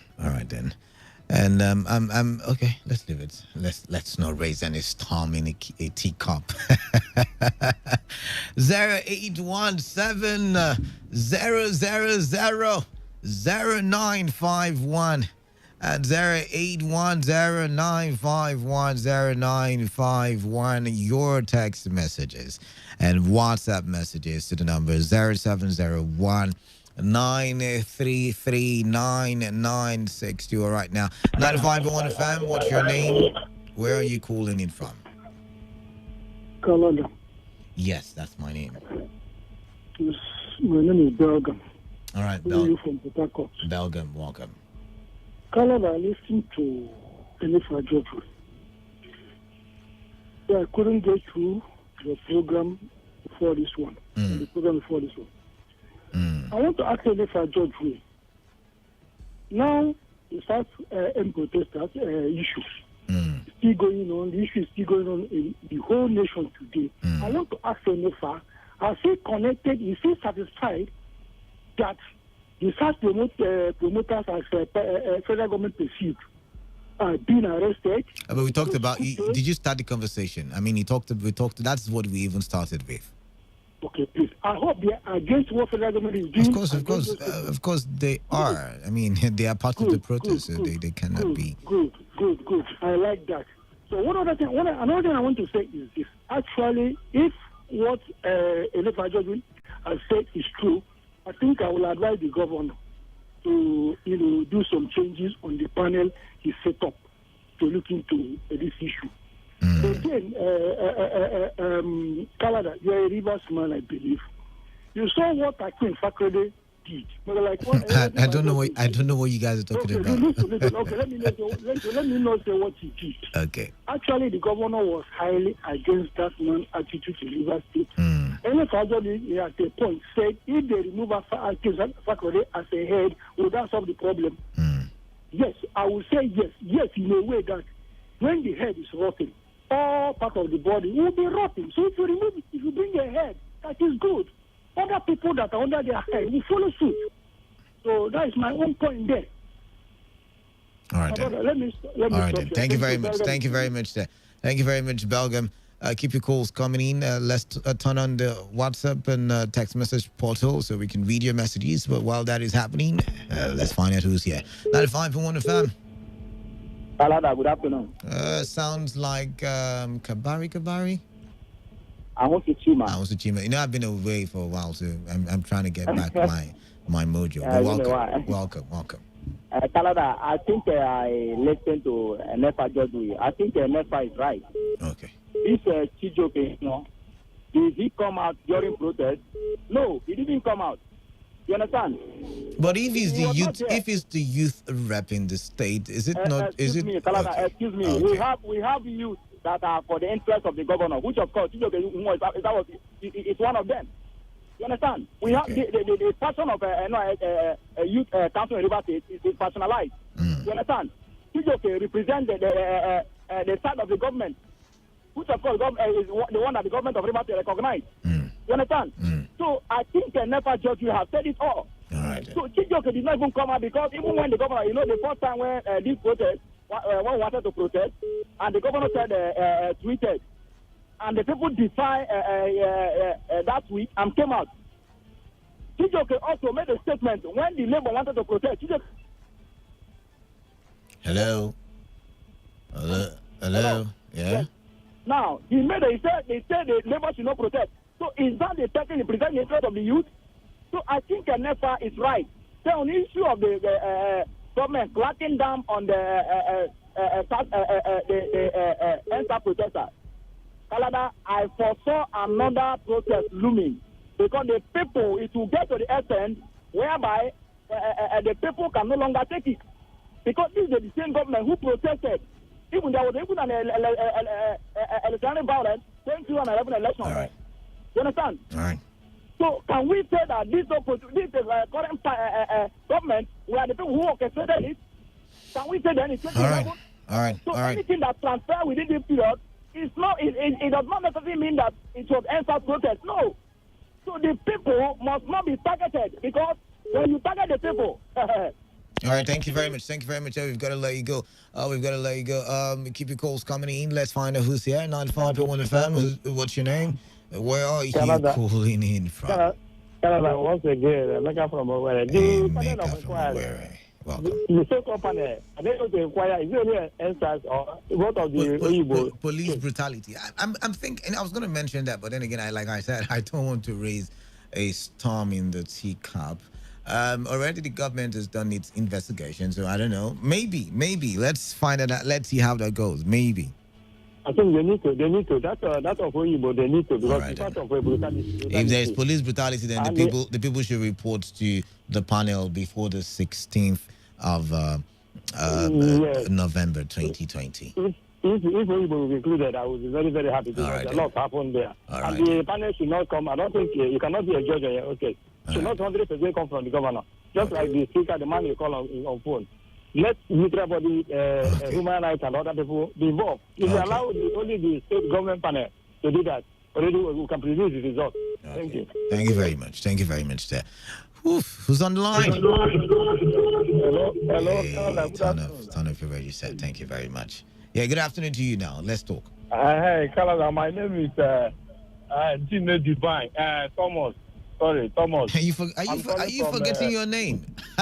No. Sorry. I'm driving anyway. I'm sorry. Okay. I'm sorry, so I'm calling from Gulf State on the road. Okay. So, see, Canada, I want to tell you something. I'm an equated man anyway. You see, everything about this one is political, you know? It's political in the sense that what the NFI judge, what he raised is in order. In fact, is on point, is in order. There is no way you go and appoint your party members. I will just call it party member. The people they appoint, they are his party member. And he's sidelining the people that are supposed to be part of that inquiry. There's no way things will work like that. Did you understand me? So you should include these people. As long as they're there, you should allow them. Everybody, let everybody have his or her say in this matter. You understand what I'm saying? So there is no way you appoint your party members and expect them to come out with something good. What are you trying to say, that they cannot come out with something good? Is that what you're saying? There is no. Listen. Those people he point, those are his proper stamp. You are pressing them, telling them what to do and what to do. Things are not done that way. Okay. Things are not done that. Those people cannot come out with anything. They say he who goes to equity must go with clean hands. Okay. So there's no way those people will come out with something clean. So NFI judge is right in his this appeal. Okay. Thank you and God bless you. Thank you and God bless you as well. 95.1 FM, what's your name? Where are you calling in from? Good evening. Good evening to you. I'm calling from Akuka Village. All right, Congo, welcome. I think in this state, we have elders in this state. And there are issues that you have to invite the elders. Discuss with them. They will contribute. Because the way I see it for me in Congo, this matter now has to do with destruction in the state. And they will tell better that the younger ones ruling now. Almost all of them, they are not a few, some are 45, 50, the people ruling in the state now. All right. And the issues that has to do with the destruction in the state, the elders should be involved. In a meeting with the governor, after which they do their contribution that will enable him to do a fascinating job. But well, we do not know. Look at what the people are saying, the people that know them. Myself, I do not know them. This man is your boy. This man is your friend. This man is your party member. And how can all of them be there and do a good job for the state? Let us see what they find out now, because as we are speaking now, they may not to revive what they have done. All right, then. Thank you, Canada. Thank you very much there. 95.1 FM. Yes, Canada, good afternoon. Yeah, good afternoon. What's your name? Yes, Canada, my name is George. George, calling from Romeo community. Yes, Canada. Me looking at the panel of inquiry that was set up by the State governor. I think I am one of the critics. Understand me? Why you guys? I'm trying to understand why you guys criticize it. No, see, Canada, we are not talking about party here. We are talking about at least fair hearing. All right. Like fair hearing, understand me? Unless there be, we are not talking about biasness, understand me? Because I just want to center myself in one person I don't even want to see in that panel, which is Ambassador Chijoke Inwo. Why is everybody? Yes. Why is everybody calling? Why?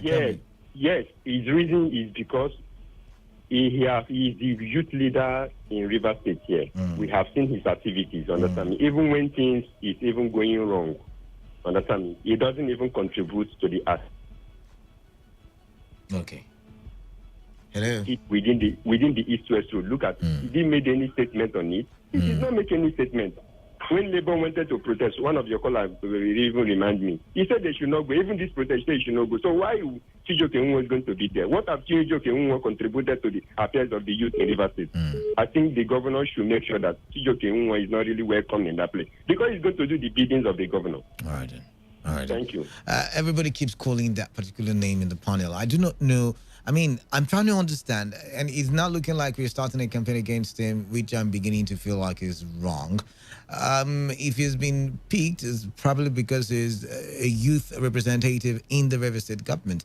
And if the River State government is setting up a panel like that, it would want its own representative there. And I mean, the youth rep, that has to do, I mean, the issues have to do with youths. They are the ones who have been mostly brutalized by, the police when there is police brutality. So I don't understand now. 95.1 FM, what's your name? Where are you calling in from? Canada is Lawson. Lawson, welcome. Yes, calling from Yenagua. I don't know what people are expecting, honestly. I mean, are people that naive? The instruction says the governors in each state should set up a panel of inquiry. Okay. That was the instruction. Good. So it behoves on the governors of each state to set up this panel of inquiry. So is it that the governors will now listen of the state? Okay. He has decided that you must preserve yourself. Listen. I understand the arguments from both sides of the divide. Now, he is the governor of the state, the chief security officer of the state. But then again, he's the governor of everybody in River State, whether people who are on his camp or rather in his camp or not. And so when you are having such panels, it's only, like some people have argued, it's only good that you bring everybody. It's a panel finding out what happened in River State, not what happened to people in his camp. So everybody should be carried along. I think that's what they're arguing. That's what I am saying. Those people in the panel, the head of that panel, is a reputable judge. Okay. Do you understand? Okay. Yes, they are there. It is an inquiry. Come and state. They will look at it. They will look at the facts. You understand? And then come up with a white paper. Besides, a white paper, you understand, is not an indictment. You understand? So come up with a white paper, and then the police authorities will look at it, and where they can pay compensation, they pay. Where they cannot pay, I mean, so what is it that is it something is going to put that they used to win election? No. Come forward with for instance, they've set it up now. If I have facts and I feel I've been brutalized by police, you understand? I go by fact. The facts don't lie. If you have the fact, it is clear. So how would they influence it? It's what I don't understand why people are complaining. This person should be here, this person should not be there. We are talking about facts. Go take it, and then they look at it. Okay, yes, you are actually brutalized. If you are brutalized, it's clear. The facts are there. So how are they going to change the outcome? Even if the governor put his entire family members, how will the outcome change? So for me, I don't see anything wrong with whoever that the governor has put there. The most important thing is that can they do the job? Are they qualified to do the job? Do you understand? Is what people should be looking at. All right then. But that because maybe the governor has appointed maybe his brother, there people feel okay, yes, the brother will be biased. Understand? All right, thank you very much. So Your argument has been noted. Thank you very much. Let's look at the text message portal. Kalada, good afternoon. I am beginning to suspect Nefa George Real. He is always political on all his argument. What we want is justice for all the victims of SARS brutality and not those on the panel. All right then. I share some similar. I want to say there are similarities, what I think with what you think. This is good afternoon, presenter. For me, federal government freezing the account of NSAS promoters is barbaric, outdated. IGP telling Nigeria that there will not be any protests across Nigeria is devilish. They can't stop the citizens not to voice out their grievances. George from Romeo Odegu. In the investigation about Oyibo crisis, nothing will come out of... Okay, because he already knows what happened in Oyibo. I am Egesu by name.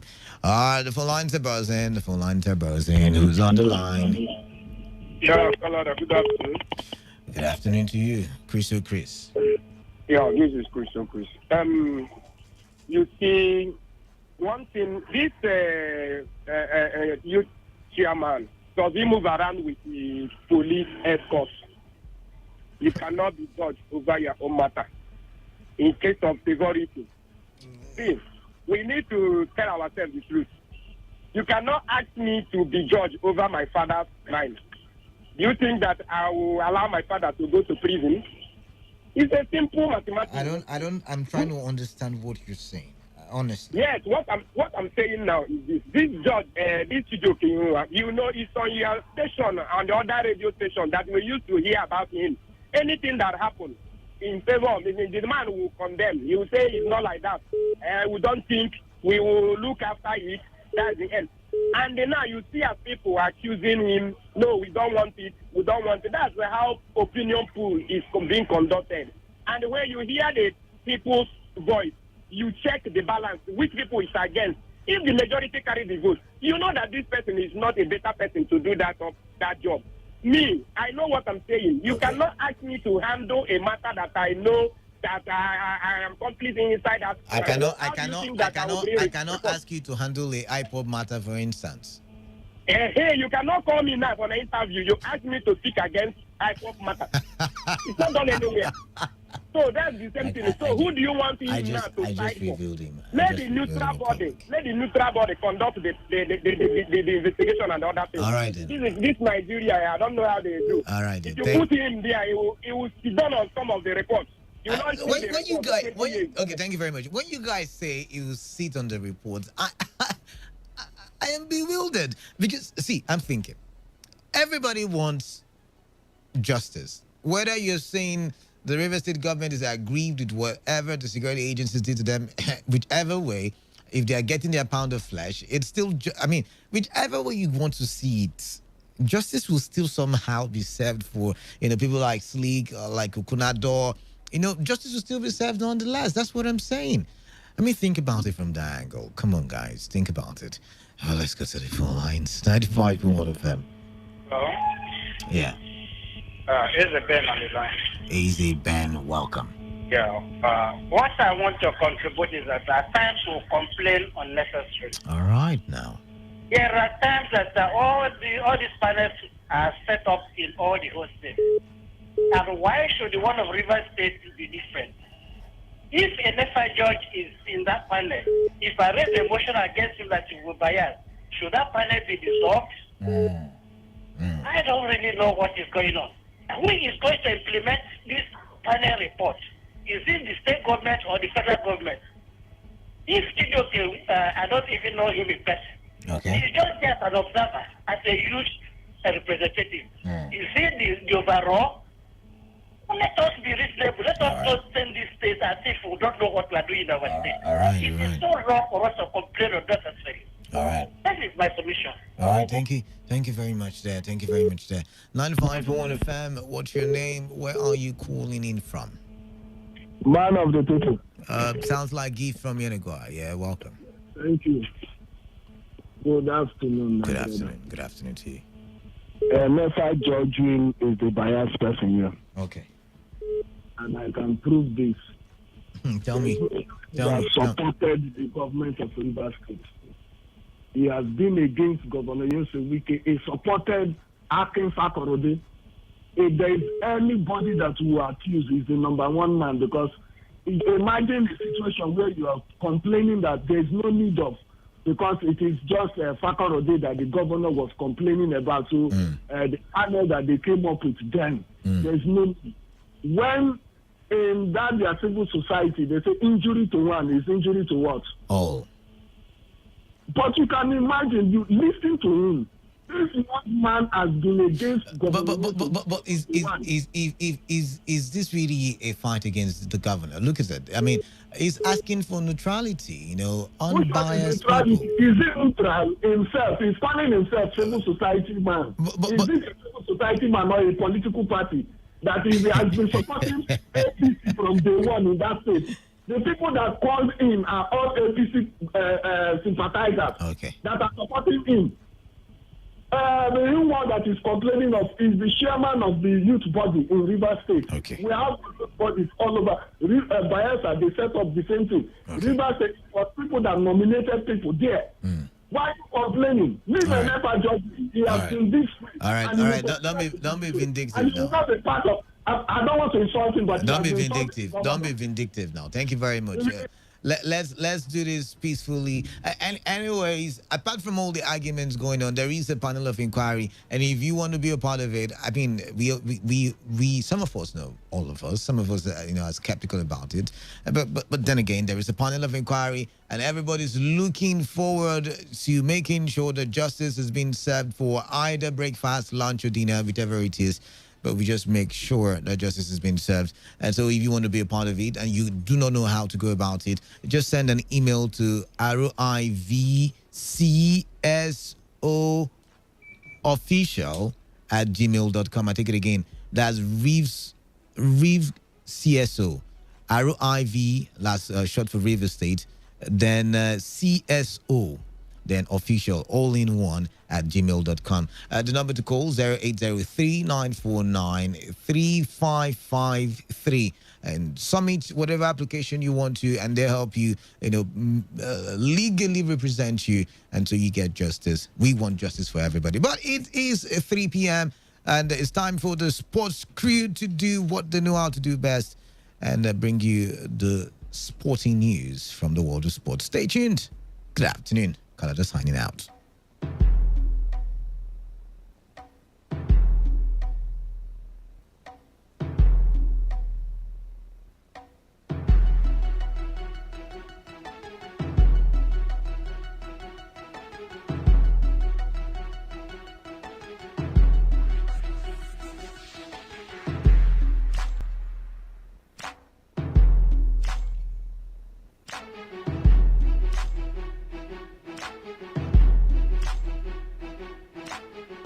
Radio has never been this good. Today, 95.1 FM, Port Harcourt. What a goal! Hangs it up for Ronaldo. Oh, my God! Experience the glorious goals rush. The heated verbal jabs and even moments of madness. Experience the sensational swings, strokes and shots. The moments of victory and despair. Experience lights out on a majestic night in Singapore and a whole lot more. On your premium talk news and sports radio station. Today, 95.1 FM, Port Harcourt. Listen to Sports Attack every weekday from 7:30 a.m. and Today Sports Live after the news update at 3 p.m. Stay tuned on Saturdays and Sundays for a bumper edition of Today Sports Live from 1 to 6 p.m. Experience sports in its entirety on your premium talk news and sports radio station. Today, 95.1 FM, Port Harcourt. My name is Gianni Infantino, FIFA president. For the best of sports, always listen to Today Sports Live on Today 95.1 FM, Port Harcourt. Hello, my name is Kanwanko aka Papilo. For the latest and trending sports stories, always listen to Today Sports Live on Today 95.1 FM, Port Harcourt.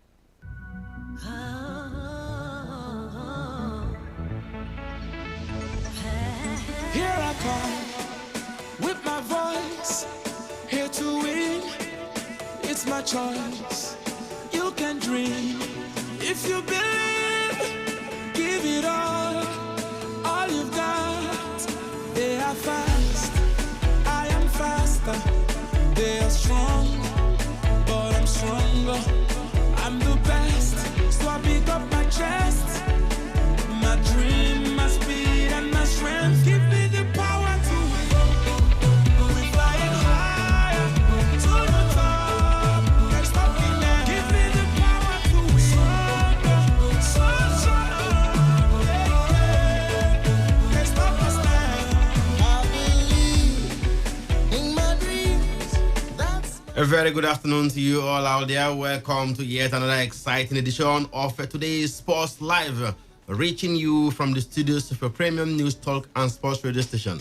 Today, 95.1 FM right here in Port Harcourt. It's time to talk Nigerian football. Every Tuesday on the show is all about Nigerian football. Emeka Dena is my name, the Dogu One of Sports, and the guys are here in the building. Superman Wisdom Obinna is seated for this one. Superman, good afternoon to you. Welcome to the show. Good afternoon to you, Emeka. Good afternoon to you listening.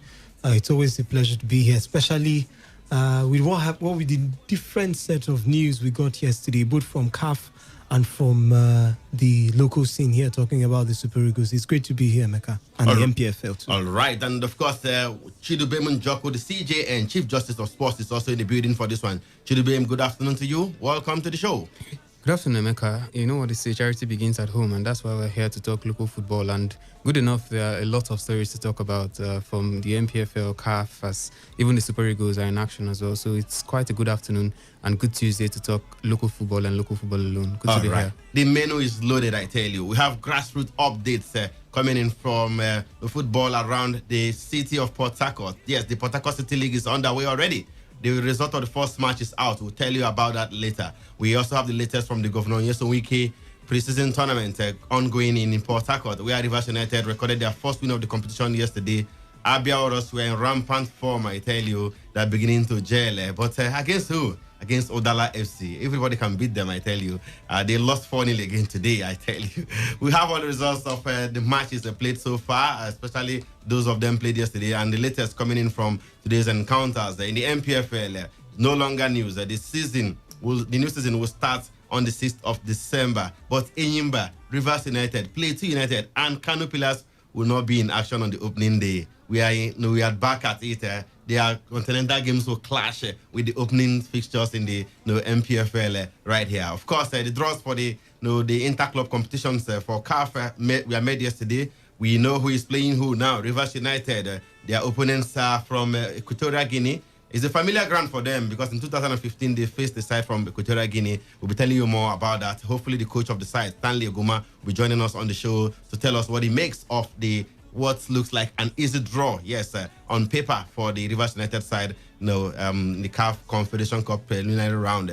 Super Eagles camp in Benin has opened yesterday with only 2 players arriving in Benin, even though we have 5 of them were in Nigeria as at yesterday, but just 2 of them in Benin as at yesterday. The rest of them will be coming in today and tomorrow. And the coach is on the show this afternoon, I should say. Gernot Raw is speaking ahead of the encounter against Sierra Leone. You'll be hearing from him much later. The show is loaded and quite interactive as well. So do well to be part of the discussion. All you need to do is to send us your messages via text or WhatsApp.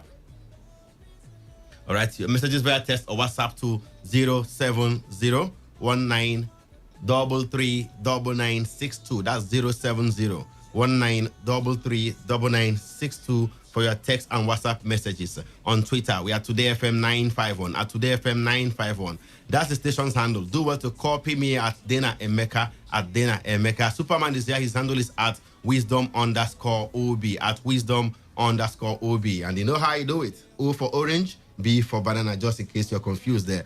The phone lines will be open much later so you can have your say. Don't go anywhere. The show will be right back after this time out.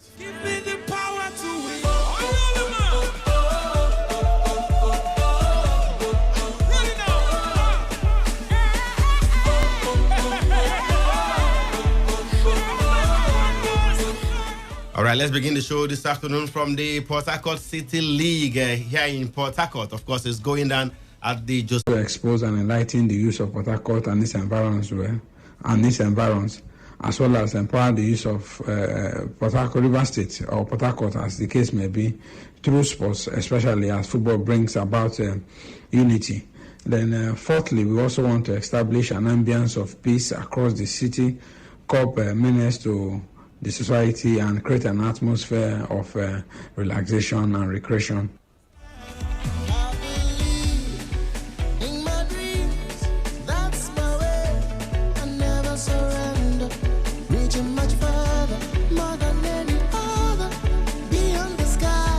All right, you heard from the organizer of the competition, which is already underway. Like I told you earlier, the first match has been decided, and of course, the MFM FC of Port Harcourt defeated Dumo United 2-0. Salvation Boys are up against Glodek in the second match.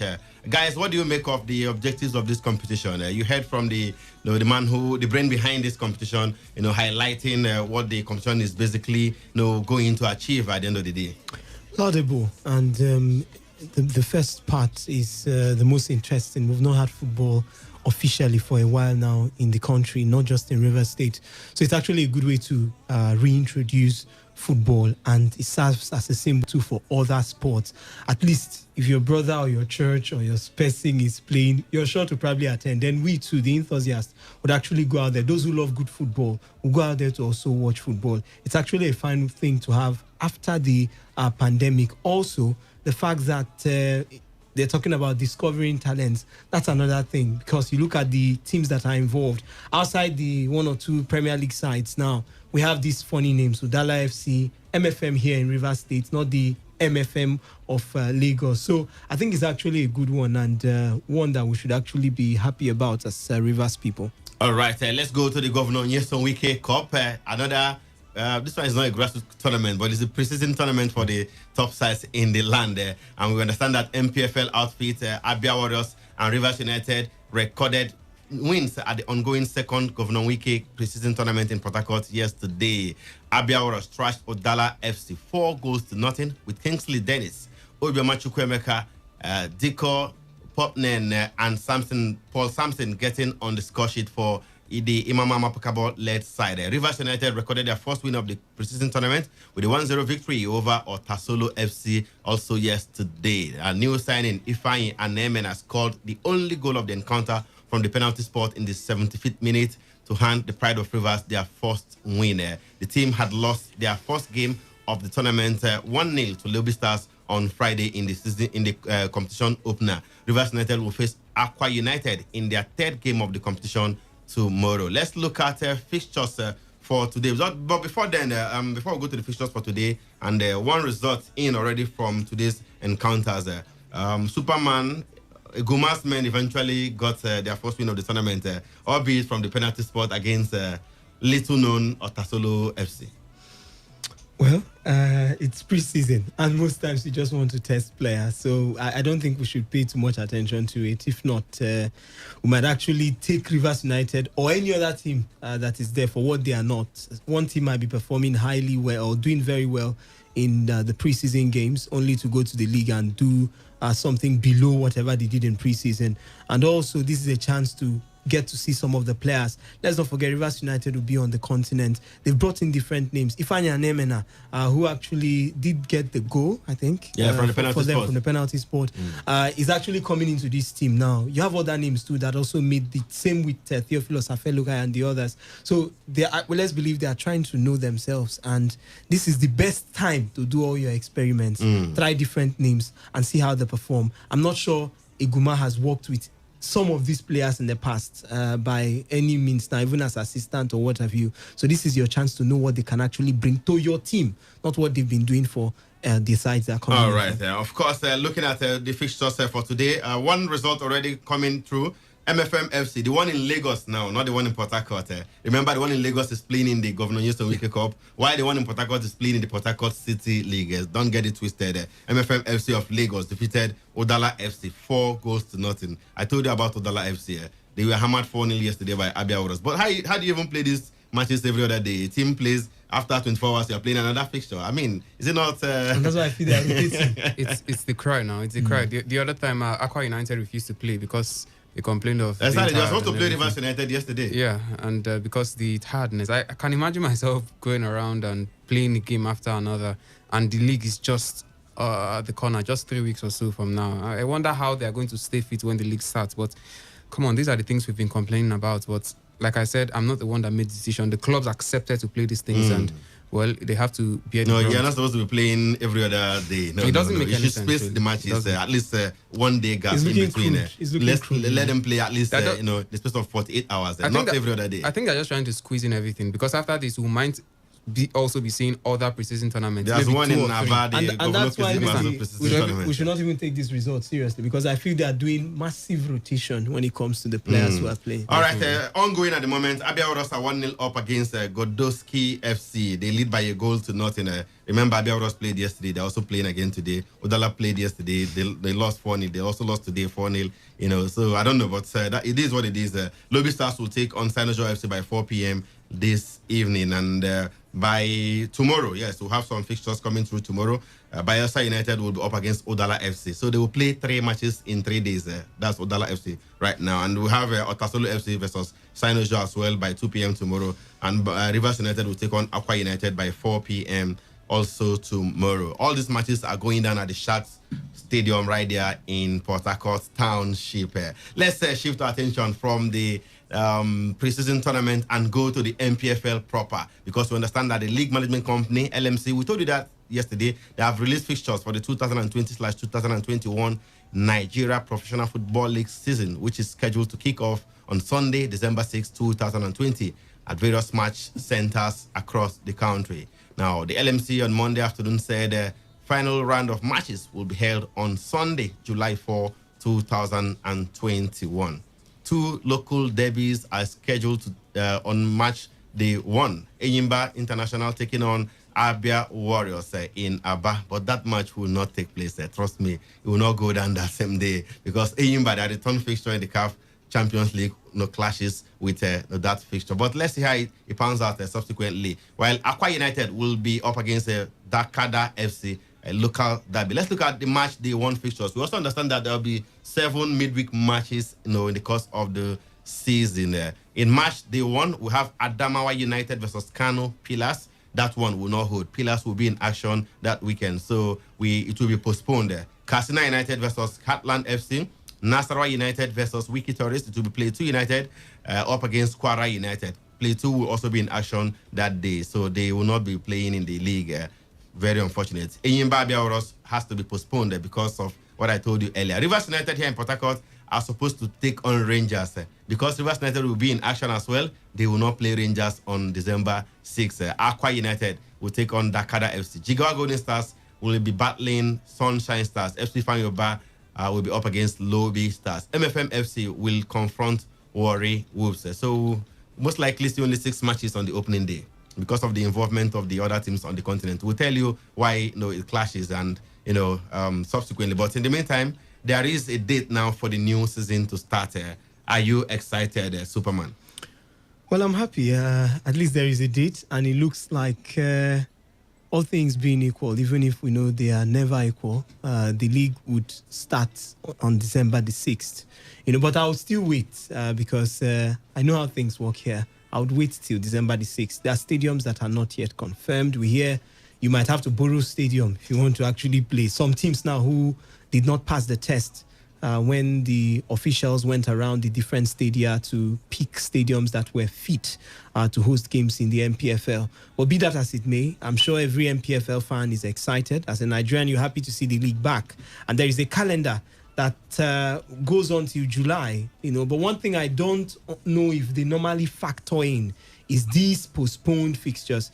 In Europe, when they postpone games, you can always just do it in midweek, because you fly maybe within 5 hours or 4 hours or 3 hours, you're probably in the next venue. You can always do these things. But here in Nigeria, it looks like if it's not weekend most times, it's not easy. By the time you have a game on Saturday, you're going to the north and they tell you you're doing midweek to augment for one game you didn't play. Yeah, you're going into the problems. Leave the problems. The question was, are you excited that the league is back? Definitely. We're excited. We know our problem is peculiar in the league. Let's not overflog it.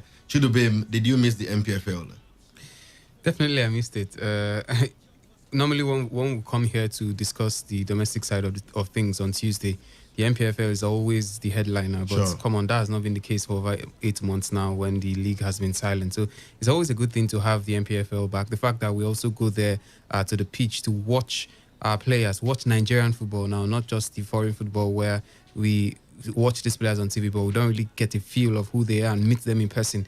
But come on, here we get the chance to meet Festus Austin, meet Ifeanyi Anemena, and meet them one-on-one and know what it feels like to have a personal discussion with them. That is what has been missing, that glamour, that feel of natural football, real football. We've been missing that all the while, and it's a good thing that the MPFL is back. Let's get that vibe again. The banters we used to have, I mean, we can't forget in the hurry, even here on the station, we have callers calling in, and it's usually fun, despite the What did you downsides. miss most about the MPFL all this while?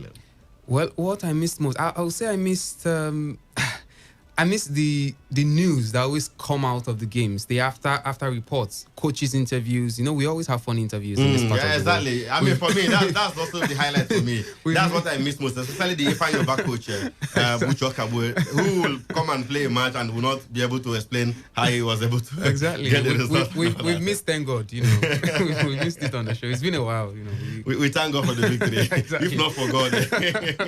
Superman, what did you miss most about the MPFL? The news, the troubles. I would not deny or pretend. The breaking of Anyansi Agbo's head. The different funny things that do happen fights, across the center. The assault on referees and what have you. Exactly. Even if not really hard ones these days, because I think we are trying our best to move from the very worst days. But one or two funny news. This person will tell you, if you lose today, it means they were against you. If you win, everything is working well in the MPFL. We always get to see those one or two. Fans too would always want to toe the part of, if we lost, the referee was against us. As long as we won the game, then the referee is a good referee. But one or two of those funny things. How about Anyansi Agbo's political rainfall? That will last for a long time. The political rainfall. All right, guys, let's look at match day one fixtures. Which fixture will stand out as a star match for you? Let's assume all the matches will be played there, and because they will still serve as match day one fixtures, whether they are postponed or not, it's still on record that they are match day one fixtures. Which is the star match? Well, it's usually for me it would have been Rivers United taking on Rangers because it always promises fireworks. I think the last time they were here, they were beaten by 3-0, and it's always fun when we see Enugu Rangers travel here. They find it quite easy sometimes to get results here, but in recent times, it's not been the case. Rivers United will find a way to get the victory. So that should have been the game to watch out for. But unfortunately, the continental action will be stealing that one away from us, at least for match day one. Is this still the same for you? Yeah, but after that game, I would really want to see what Imama would do with Abia Warriors. Abia Warriors. I've been hearing different things. So we are training. He's the best coach I've worked under. He's the most fun, sweetest, whatever. Different things the players are saying now during interviews. I want to see them do that against Eyimba, who on their own, on any good day, can take on any team and deal with them. Talk more of their younger brother. Okay, that would sound like an insult, but their younger brothers in age, right there. Talking by all standards, Abia Warriors are the younger brothers of Eyimba. But I think I would really want to see that one. Imam Pakabo especially, I want to see what he would be able to do against Eyimba. Uyo should be on fire. Akwa United versus Dakar FC in the Kwa Ebo derby. Yeah, definitely. That's one to watch out for, because we know the wonders of Dakar FC last season. But they have lost 90% of the team that they have, and that's the major worry. You know, when you just come out, it happens everywhere. When you come out as a new guy, you do so well. The bigger teams will just find a way to pick you apart, and then you're back at square one. But who says they can't find the players? They can't pick players from here and there and get the job done like they did last season. All right, let's move on and go to the continent.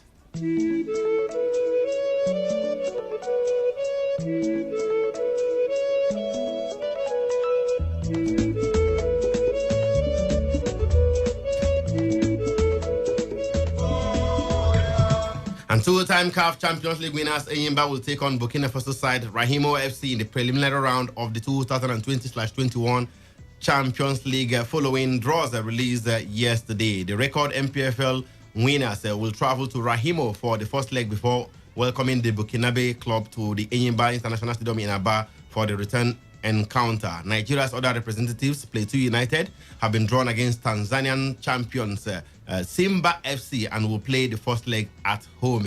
The winner of the Eyimba tie will play either Congolese side AS Otoho or the Sudanese side El Merrick of Sudan in the first round. Plateau United, if they progress, would face the winner of the tie between Mozambican side Costa do Sol or Platinum FC Platinum of Zimbabwe. Okay, now the kickoff date for the preliminary round will be the weekend of 27 to 29 November for the first leg, with the return fixtures scheduled for the weekend of 4th to 6th December, and that's the weekend the MPFL is starting. That's why I told you all this while that the teams on the continent will not play in the first match in the MPFL. But let's quickly look at some of the fixtures. Is it even necessary? Those ones that doesn't have to do with us there. No. Those funny names. Let's leave them. Don't worry. When they advance to the latter stages, we will bring you up to speed there. But guys, let's look at Plateau United up against Simba, Enyimba versus Rahimo FC. Difficult or easy draws for the Nigerian teams? Well, it looks easy for Enyimba, especially because they're playing against a side that they're used to. Beat them 5-0. Silly here in Aba, went away to be defeated by 1-0, advanced on the 5-1 aggregate. That tells you that the difference in class was there. They go off in class. And who says they can't repeat that? Yes, they've lost Ifeanyi Anemena and Theophilus Afellohai. But come on, they've got Olariloke Ojo as replacement. No, Ojo is with Abia. Oh, he's moved. Fatai, who is the next now for Enyimba? They have some other group. They bought John Noble from Togo. They also have got Olufemi Kayode. Kayode has been the one with the side for some time, so he should be the one man in the sticks. But I think they have enough. They have enough to oversee Rahimo. Plateau United should be the one. I don't know. They are playing against a Simba FC, who I've heard great and mighty things already this season in the league. I've heard great and mighty things. They are league champions, and over the weekend they were involved in the derby between young Africans. Exactly, but I think the major problem here will be match rustiness, because we have a team or teams now that have not played football for a long while. The players, it's not like they've been in preseason. They've not been in any kind of football tournament or whatsoever. Perhaps they've been training in their individual houses, I wouldn't know. But playing competitive football, they've not done that for a while. And you're playing against a side like Simba FC. I think that concern was raised by the Plateau United coach on Saturday on Sunday when we spoke with him on the show on Sunday evening. I mean, Abdul Mekaba said he wouldn't want to meet a team that has been playing competitive football already. Yeah, because Simba. They have the edge. Simba have played 10 matches in the league so far. They will play smoother football because the understanding is there. You're yet to gel as a team. You're yet to understand what you want to do this season. So that's the fear for me this season. But when it comes to quality for the Enyimba Rahimo, I think Enyimba has got the quality to overrun Rahimo. But I'm scared if they get over Rahimo, they're going to be meeting Elmerick of Sudan. Let's not. If Elmerick beat Otoho, I think that will happen. Well, let me not. And they were beaten. Enyimba were beaten by Sudanese side in the Champions League. Exactly. Al Hilal. Al Hilal. As a matter of fact, but we know what Elmerick did to Rivers United too. Exactly. About 3 years ago. So they should just face this one first. Get past Rahim, and of course, Plateau United getting past him. But I think it's a job that can be done. I don't think it's that easy for Plateau United, but I think it's easier for Enyimba. You think otherwise, Superman? No, I do agree. Do you see Plateau United advancing to the next round? It will be difficult against Simba, even if we know that they are fairly at the same level on the continent now, not their league. Simba themselves, just that quarterfinal finish in 2018-2019, that's their best performance on the continent in the Champions League. They've not really been anything to write home about when it comes to the continent. We can also say the same for Plateau United. So even if we know the United side now have brought in a coach because of the CAF licensing certificate issue. problems. Yeah. So they will bring someone with a CAF A license to sit on the bench just as a figurehead. But the head coach is still Abdul Mekaba. Doing his job. So I think fitness will be the biggest problem. We have seen what's going on in other leagues across the world. I mean, leagues where they've been playing football for some time. In the Premier League, the problem now is we want to extend it to 5 substitutions because of fitness problems. I think that would also be that would be for me the biggest issue for any of these sides. But for Plateau United, I think it's going to be more difficult for them. For Enyimba against Rahimo, that's an easy meet to take on anytime, any day. Okay, that's according to Superman. He believes Enyimba will get it right against Rahimo. Remember, Rahimo beat Enyimba 1-0 in Ouagadougou, but Enyimba came back and thrashed them 5-0 in Aba without the fans right there at the stadium. I think I was there for that one, 5-0, in Aba, and advanced 5-1 aggregated just over a year ago. Now they're meeting again in the same stage of the competition. But as usual, the return legs will clash with the MPFL opener, meaning the teams on the continent will not play in match day one of the the season in the new MPFL season there, and we know what that cost the last season, right? Enyimba with 5 outstanding matches and all the issues surrounding the PPG and what have you. Well, we have started again. We have. you just start thinking when the league is going to end with all these things. And they said July 4th. But that's what I was saying earlier. We can't keep making all these same mistakes. And I would always ask myself if the administrators are not learning from their past. Because if you're saying the league will end in July, then it means you have factored in these fixtures that will be postponed. Because as I said, at times it will get to 4, 5, 6. You know, you need to play these games. And you need to play them in time. You don't just leave it to the very end. They will just play straight 6 How about games. not allowing your fixtures to clash with that of CAF? As simple as that. I think the European fixtures, the Champions League and the Europa League fixtures don't clash with the domestic leagues of the big sides. Look, I know this time the major leagues. Their hands are tied. And I say that because they are playing midweek fixtures. So ordinarily you would have moved it to midweek. Just 7 midweek fixtures in the entire season. Just 7. But for the initial time, it's challenging for the initial time, and we we can also appreciate the peculiarity of our own league because we travel by road. So even fixing those things in between it's not that easy sometimes because you have to travel out, and before you come in, 2 days is already spent. And I think the major thing is the transportation to make things clear, easy and favorable, and also for equity's sake. I don't mind us skipping a week or at least 2 or 3 weeks in the course of the season. To ensure that they are starting matches. Don't allow these other teams finish playing. Then you now tell me Imba has 5 matches. They should start playing after they've known all the results of the other teams. Let's quickly go for a quick break, and when we come back, we'll talk about the CAF Confederation Cup. Rivers United and Kano Pillars also know their opponents. Will be unveiling them to you after this break. This country now.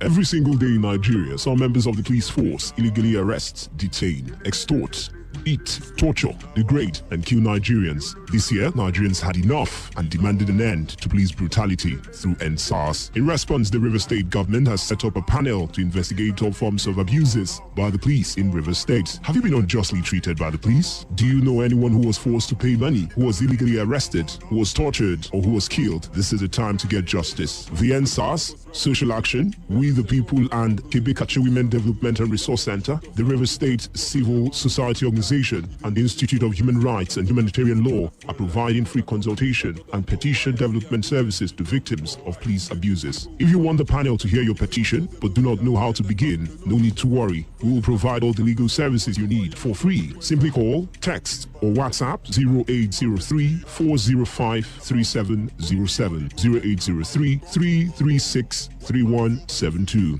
0803 758 3481, 0803 949 3553. We will help you get justice. Obunda just gallant for inside the midfield. Who David for Obunda? That's Soto. Soto they run, they come like that's where they charge. Come collect Nipabi. Shot from Barituka. Go.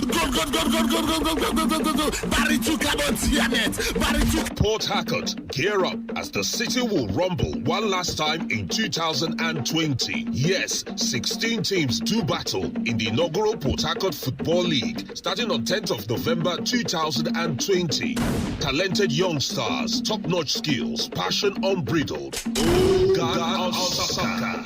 Join us at the Joseph Yobo Mini Stadium, Igboku Beach, D-Line. COVID-19 protocols will be observed.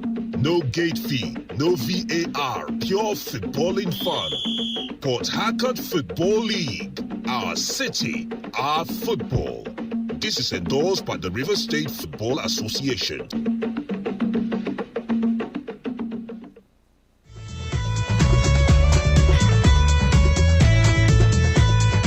All right, welcome back. Still Today Sports Live, reaching you from the studios of your premium news talk and sports radio station. Today, 95.1 FM right here in the Garden City of Port Harcourt. Before the break, we did talk about the CAF Champions League where Enyimba will be facing Rahimo in the preliminary round, whereas the other Nigerian team, Plateau United, will be up against Tanzanian giants Simba FC. In the CAF Confederation Cup, Rivers United have been drawn against Equatorial Guinea's Futuro Kings in the preliminary round of the 2020/2021 edition of the competition and will play the first leg away from home. Rivers United will face the winner of the tie between AS Maniema of Congo and South Africa's Bloemfontein Celtic in the second round. That's if they progress.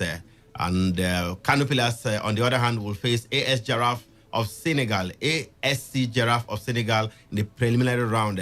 while the same Mesugida, of course, will be up against San Pedro if they eventually advance to the next round. The Pillars will play the first leg from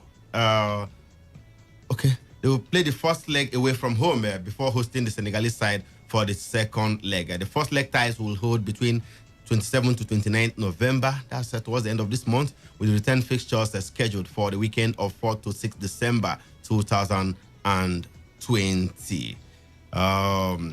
Is the draw there for Rivers United Futuro Kings? Very easy. Just a 3-year-old side. They don't even... Yes, founded in 2017. Right, but their coach understands a bit of Nigerian football. Jean Losquito, the former assistant coach of Sondo Lise, when Lise was in charge of the Super Eagles. Remember that white guy from Belgium? He is their head coach, as a matter of fact. But be that as it may, anyway, that will count for something. But it's not that much of a big side. But there are many unexpected experts when it comes to this kind of games. It's like the Europa League, where you have some very funny names. You don't know these quantities, and it's a problem when you don't actually know your opponents very well. But be that as it may, Rivers United should be able to get it against this side. As I said, they are minnows. Experience-wise, if you can't beat Futuro Kings, you should not even be in the competition. So they will be able to actually... I think it doesn't get easier than this for Rivers United. As a coach, I wouldn't envy anybody in this kind of position now that Stanley Guma finds himself. Because I went online, I'm searching for clips of this Futuro FC, how they play, what they are about, and I couldn't find anything. And I'm wondering, I would like to hear from Stanley Guma if he knows anything about this side, how they play. Because if you don't know anything about how they are going to play, how do you even go out to play against them? It's still the same thing. They don't know anything about They don't know.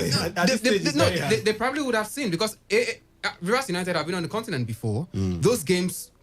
They are on YouTube. It's not get the clips, they are on social media, so you can find them. So you have an idea how this team plays, but there's absolutely nothing about this team, how they play, how they set up and everything. They are a young team, so I wouldn't envy the last time Rivers United played on the continent, that was the year this club was formed there. You can imagine, 2017. Yes. That was the same thing Aimba complained about when they faced Rahimo, if you remember, when they went away. The coach was saying, I didn't know how these guys were set up to play. But he assured us that when they returned to Aba, they were going to beat them silly, and that happened. So I hope that we don't see a situation where you're playing against a side you don't know anything about, you didn't expect what you were going to see.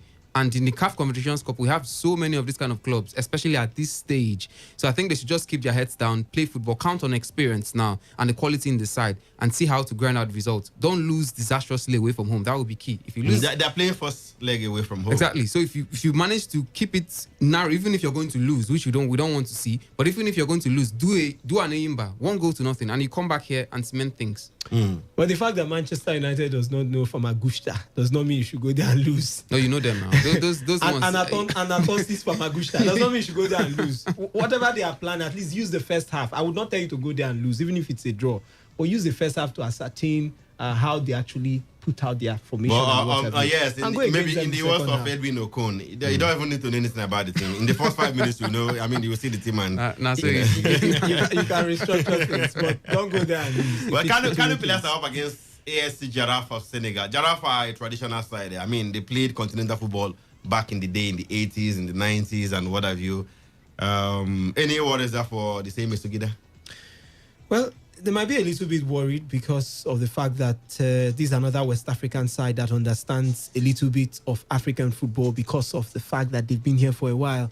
But as I would still say, if you cannot beat this kind of teams, you shouldn't be on the continent. Just go home. Because after here, you meet San Pedro. I mean, with all due respect to Giraffe, San Pedro are a better side than ASC Giraffe. So, but let's see how it goes. But I think it's still an okay draw for them to get. It's not one that they should cry about or even pray about. They should just play, put their acts together, and they would be able to get it over the Senegalese side. Even if I know for sure that West African teams, especially from a country like Senegal, you must be very skeptical when you play them. But I believe Kano Pillars have got the players, even if I saw them fall like a pack of guts against Ashanti Kotoko last time. This is ASC Giraffe and not Ashanti Kotoko, not even San Pedro. They should be able to beat this side. And for Rivers United, if they eventually overcome Futuro Kings, they will be up against Bloemfontein Celtic or AS Maniema of Congo.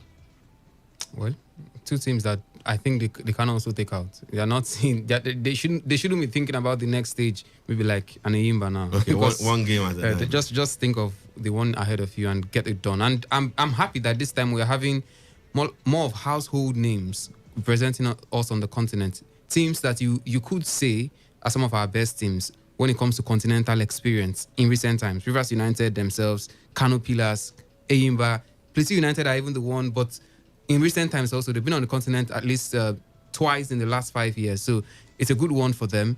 And they will be looking on that little experience they've got to move on to the next stage. So I'll be disappointed, highly disappointed, if at least 3 of the teams don't get to the next round. Well, all right, talking about the CAF Confederation Cup teams, Rivers United and Kano Pillars, after the preliminary round, they will go to the first round. We have told you there are possible opponents in the first round. Yeah. Then after the first round, they will now go to the playoffs. Now, we had the teams from the Champions League first round will drop down. Losers from the Champions League first round will drop down to play the teams from the Confederation Cup for a place in the group stage. So they have 3 rounds to play before they even get to the group stage. That's all because of our poor showings in the previous editions. So that's what we're hoping that this time around we'll be able to get far so that we don't have to go through all these kind of processes. So that we'll just have a bye. Like Mamelodi Sundowns, for instance. They will not have a bye in the preliminary round. Yeah. Playing all these baby the Guinean fixtures. Side, Horoya, Esperance.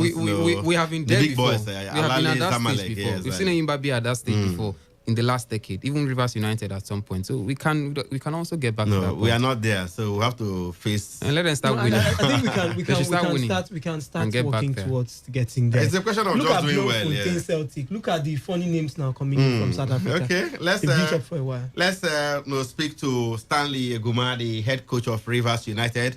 He has graciously joined us on the line this afternoon. Coach, a very good afternoon to you. Welcome to today's Sports Live on Today FM in Port Harcourt. Good afternoon, Emeka. Coach, how are you doing? I thank God we're fine.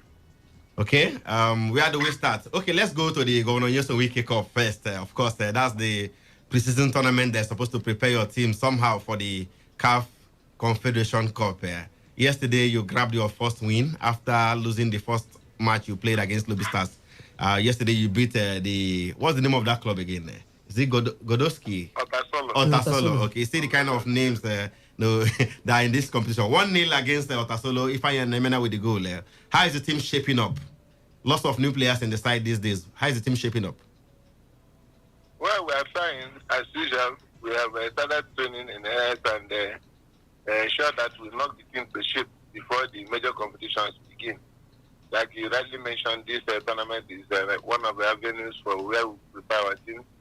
But the way it's going now, I think that we have to work extra hard. Though the result of the matches does not reflect the level of preparation because we are trying to fine-tune the team. So a lot of experiments, a lot of jugglings is expected, and that is why we know that at the end of the day, we will get this right and we will have gel together. Another match tomorrow, this time against a very credible opponent, Aqua United. How would you be approaching that one? Well, it's a traditional team and a rival opponent. We know our ways in the league, and I know they are coming out stronger to prove a point. I know they have also started the preparation quite early enough, and I expect them to come up with a very good fight. We are not going to relent, but we are not putting everything into that game because we are still preparing. Now that our CAF competition, CAF fixture is out, we are taking things, easy to ensure that the players, we don't get injuries, we don't increase our injury worries before the major competition. So, but tomorrow I think we'll give a big fight. We'll give a fight to say that, we get points from that match. All right, Coach, before we talk about your CAF Confederation Cup opponents, Futuro Kings of Equatorial Guinea, are you in any way worried that you'll be starting the CAF Confederation Cup without playing any competitive match in the league? Very, very, very much worried. Very much worried. Because as it stands now, I think that the players are lacking that competitive fitness that they expected.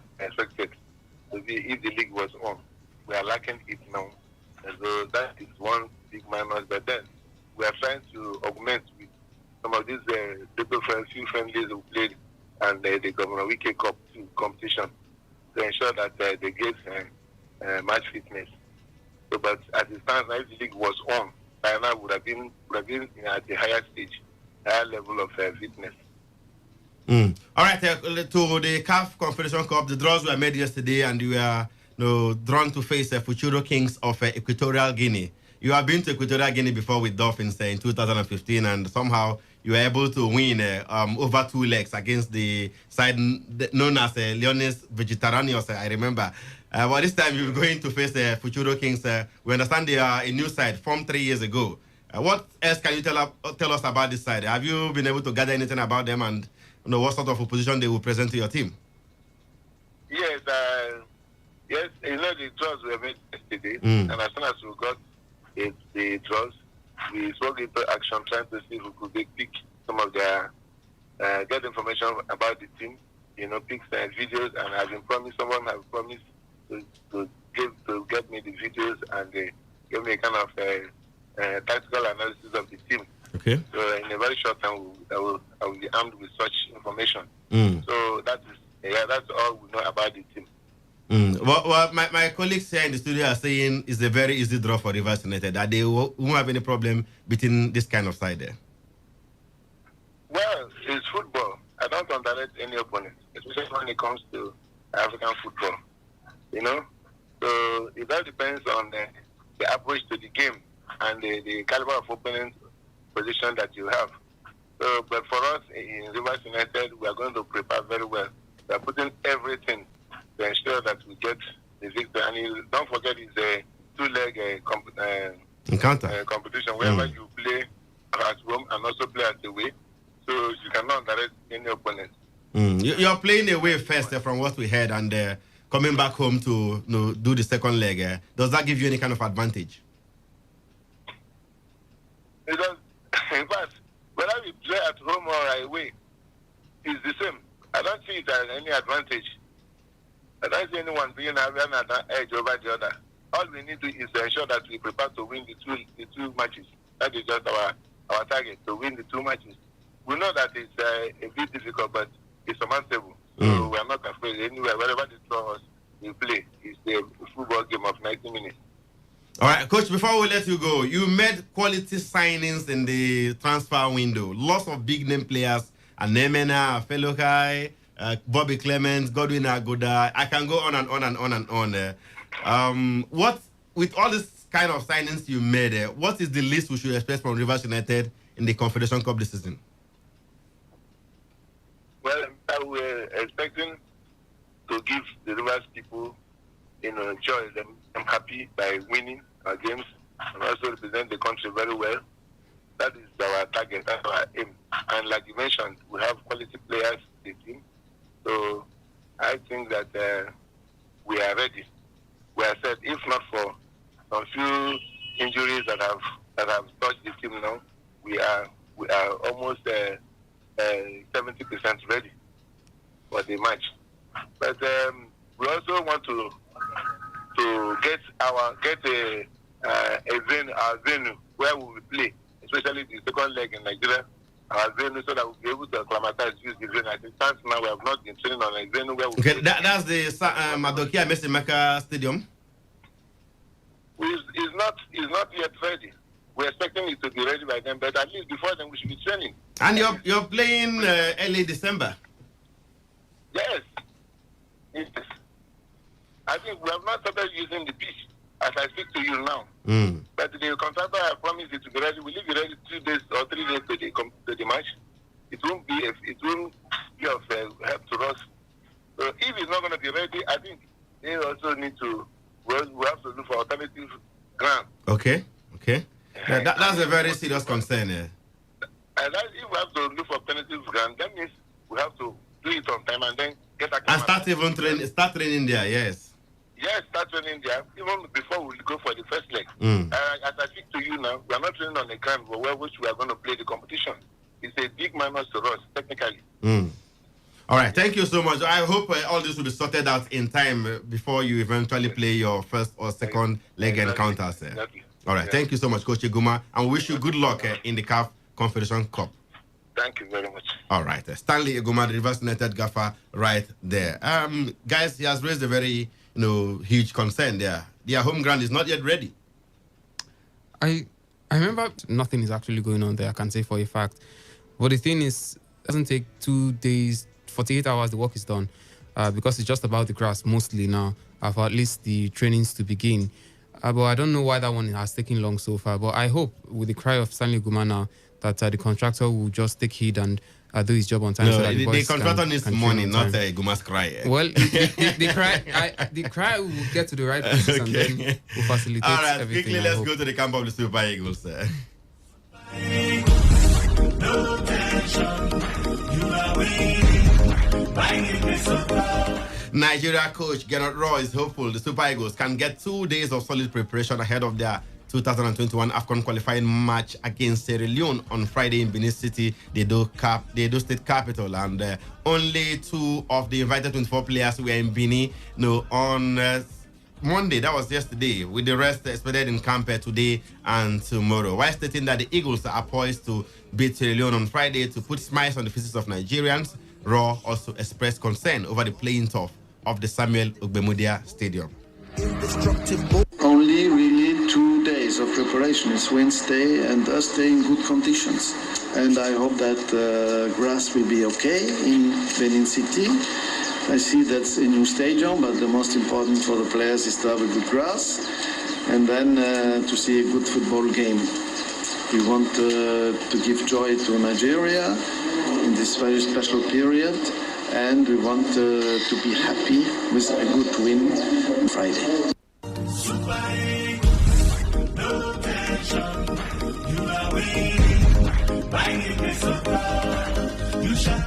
All right, as at yesterday, only Galatasaray midfielder, but as we speak right now, they are all on their way to Benin, and we hope so many coach also complaining about the pitch. That is hoping that the pitch will. But now there's a problem. You should have known about that before.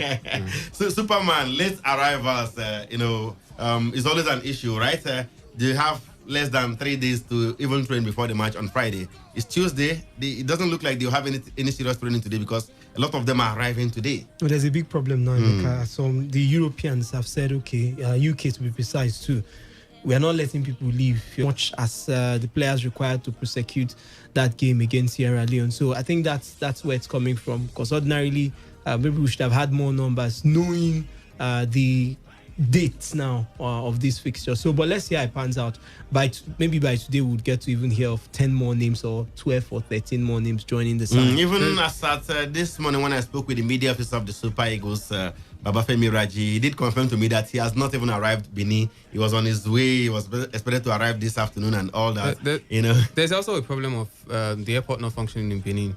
So the players have to travel by road, at least from Lagos or Abuja, depends on where they fly into from wherever they are coming to. So that's a problem. But there's an airport in Asaba. They can go to Asaba instead of Benin straight. But the roads are terrible. Really. From the road from Asaba to Benin. Who asked them to take the match to Benin in the first place? Didn't they consider all these factors? Exactly. These are the questions people are asking. Would have been would have been a very good bet. But I mean, sometimes this thing it feels like making things just go around. All right. And it's a fresh stadium, so they need to unveil. But they should have considered other factors before taking the match to Benin. But let's go to the phone lines right now to hear from you guys. A lot has been said on the show already. 0817 00 00951. You can also reach us on the other number 0810 9510 951. That's 0810 9510 951. Alternatively, you send your messages to 07019 339962 for your text as well as your WhatsApp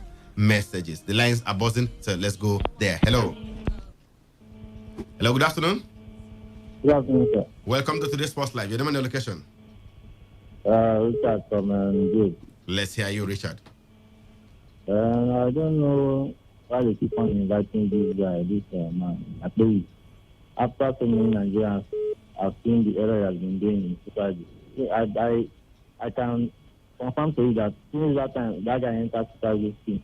Which guy are you talking about? Which player is that? I tell you, Daniel Akpeyi, the keeper. We are not talking about invitation of players now. Thank you. Let's go to another caller. Hello. Hello, good afternoon. Oh, sorry, we lost that one. Do well to call us back if you can. The lines are still wide open. Let's get more reactions from you guys out there. Alternatively, you can send us your messages via text or WhatsApp to 070-1933-9962. Hello. Good afternoon to you. Yeah, your name and the location. Yeah, this is Pastor Mike calling from Aba. Pastor Mike, good to have you on the show. Talk to us. Yeah, I'm talking about the draw yesterday concerning Nigerian teams in the continent. Well, FC, Enyimba, I watched them last season.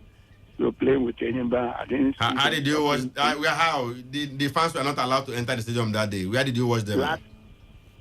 Last year, the fans were not allowed to enter the stadium that day. Enyimba was on that calf band then. I remember. Okay, that was true. But with the 5-0 trash in Aba, I believe that Enyimba can even beat them home and away with the caliber or the players that Enyimba. Let me just talk about the draw on Nigerian team. I didn't see anybody stopping them not to go to the next round. Okay, thank you so much, Pastor Mike. Hello. Hello, good afternoon. Oh, sorry about that. We lost that call. Really sorry about that. But the latest update coming from the Super Eagles camp have it that the likes of Ahmed Musa, William Trus Ekong, Alex Iwobi, Olaino, Joe Aribo, Leon Balogun, Kelvin Akpoguma, what's that his first name? The goalkeeper, the new goalkeeper. Osigwe, the new goalkeeper. Okay, they are in camp alongside Zaidu Sanusi, Tyron Ebuehi, Ogeneka Retebo, Maduka Okoye, and Ikechukwu Ezemwa. These guys are all in camp. What's Ezemwa doing there? He's part of those invited. He's on the standby list. He's going there hoping that at least. All right, so these are the guys in camp already. Let's see how many. 1, 2, 3, 4, 5, 6, 7, 8, 10, 11, 12, 13. 13 players in camp. We still need more 11 to get a full house. Hello. Hello, good afternoon. Hello. Yes, good afternoon. Okay, your name and the location and be fast about it. This is Sheva Kamari. I'm calling from the Street. All right, let's hear you. Yes, our club side in Nigeria, Enyimba, and University plus others, playing consider matches. Fine. But how can they play this competition? By the way, the league did not play league. That has always been the situation here. The NFF, the MPFL doesn't usually start on time in Nigeria. That's always the situation. Superman, let's go to the text. Starting from the WhatsApp portal, quite very easy draw for Enyimba. I expect them to win no matter what happens. I believe the Nigeria teams will do well this season on the continent. Please update me about the Super Eagles up Enyimba. I'm sure I just did that. Sachima, going to the text message portal. This one says, please, what's the situation with the Enyimba head coach who is leading them to the continent, or does the coach have the relevant qualifications? No, he doesn't have. No, they will get a coach with the relevant qualification to sit on the bench, maybe as just a figurehead. Good afternoon, Emeka, Wisdom and Chidube. My name is Jude from Malakaya. My question is, how can a professional club play 3 matches in 3 days? Please, let's do this business like the people who brought the game. Let's do this business like the people who brought the games to us. God bless you guys. This one says, why not fly to Warri, Osubi Airport, then go to Benin? This one says, Emeka and the sports crew, I love you all. Please tell me more about the Enugu Rangers signings. Did they bring in any new player, Jude Nathaniel, with that one? This one says, we will tell you about Rangers in the coming days. Hi guys, I am Lubish. Honestly, coaches are the bane of football development in the country. Have you guys realized that nearly all our indigenous coaches are in the habit of making flimsy and unnecessary excuses rather than fill us in on their tactical plans? I beg, football isn't about luck, it's planning. Our coaches should be able to confidently tell us they are going to be victorious and how to. If situations around your club are unfavorable, you should resign. They are very unprofessional. Hi guys, good afternoon. Please, what about Ibere Chieze, who is in Crystal Palace? What about him? He was not invited. He's not a Nigerian as at now. He's not a Nigerian as at now. Lastly, greetings, gentlemen. Attire with our preparations, will our opponents go through road Tunji in Rumukuta? It's okay. When they arrive, we will know how they will get to Pini. All right, thank you so much for being a part of the show this afternoon. Many thanks to Chidube Munjoko and Superman Wisdom. We've been Mekadenize. My name is Doguan of Sports. We'll be back tomorrow morning for Sports Attack. Do well to join me for that one by 7:30 a.m. And same time tomorrow, we'll be coming up with today's Sports Live. Until then, have yourselves a wonderful evening out there and keep it locked on this dial. Today, 95.1 FM, the voice of the people. Murakozi.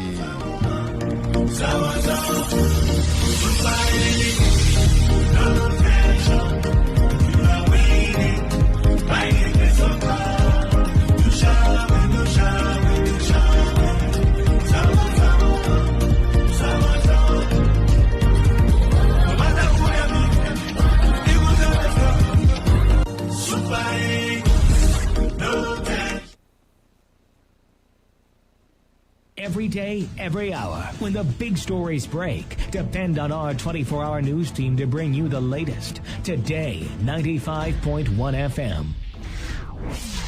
Today, 95.1 FM. Port Harcourt. News update. All right, good evening. Here is the news update at 4 on Today, 95.1 FM. I am Kala Dakaru Batabo. Project coordinator of the Hydrocarbon Pollution Remediation Project, IPREP, Marvin Dekel, has appealed to Ogoni leaders to advise the communities against taking part in artisanal refining of crude oil and illegal bunkering, as this poses great danger to human health and the environment. Dekel also wants the Ogoni leadership to remove community-related issues and frivolous demands impeding the smooth implementation of the Ogoni Cleanup Project. IPREP project coordinator made the appeals during his address at the 25th Memorial for late Ken Saruwiwa and other Ogoni martyrs at Bane Kana, local government area of Rivers State, while urging Ogonis to be goodwill ambassadors of the project by showcasing the good work of the project to garner more support at home and internationally for the project. Dekel said there is need to engage more with the project coordination office to acquaint themselves with the activities and operations of IPREP. Marvin Dekel therefore listed management of people's perception concerning the mandate of IPREP, land ownership disputes and leadership tussle in some communities, particularly in Gokana, Tai and Kana local government areas, disruption of remediation works due to flooding of some project sites, and managing attitudes of stakeholders who feel left out on the governing structure of IPREP as some of the major challenges affecting the Ogoni cleanup process. The family of Daniel Ikeaguchi, known as Slick, who was allegedly murdered by operatives of the anti-kidnapping unit in Rivers State, have slammed a fundamental human rights suit against the Inspector General of Police, Commissioner of Police, and two officers before a state high court sitting in Port Harcourt. The family of late Slick, who are seeking justice for the murder of their son, also wants the court to award the sum of 1 billion naira's compensation in their favor against the defendants.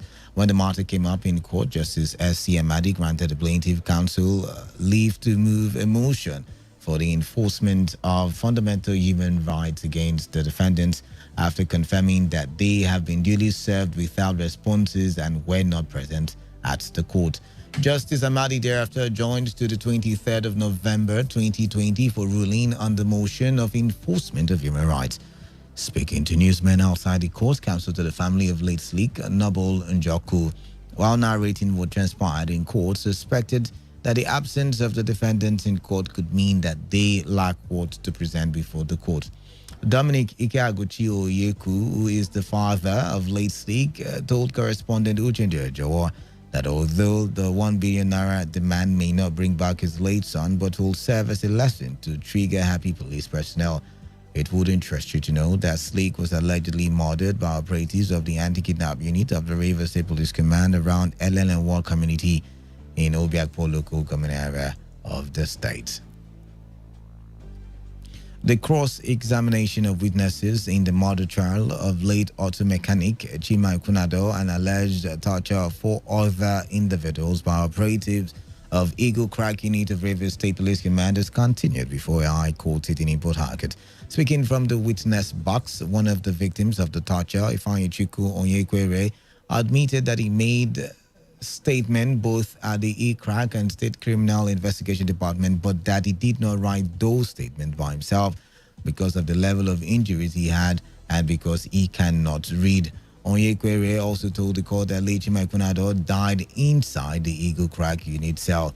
The prosecution witnessed while informing the court that one Inspector Samuel Amadi, who is not part of the trial, was fully involved in the torture, maintained that none of the police personnel of the ECRAC were friendly to them while they were inside the detention. Our correspondent reports that the trial judge, Justice Florence Fiberasima, in a ruling earlier on the admissibility of pictures as exhibits tendered by the prosecution counsel, admitted the exhibits and thereafter adjourned to November 24, then 2nd and 17th of December for continuation of the cross-examination.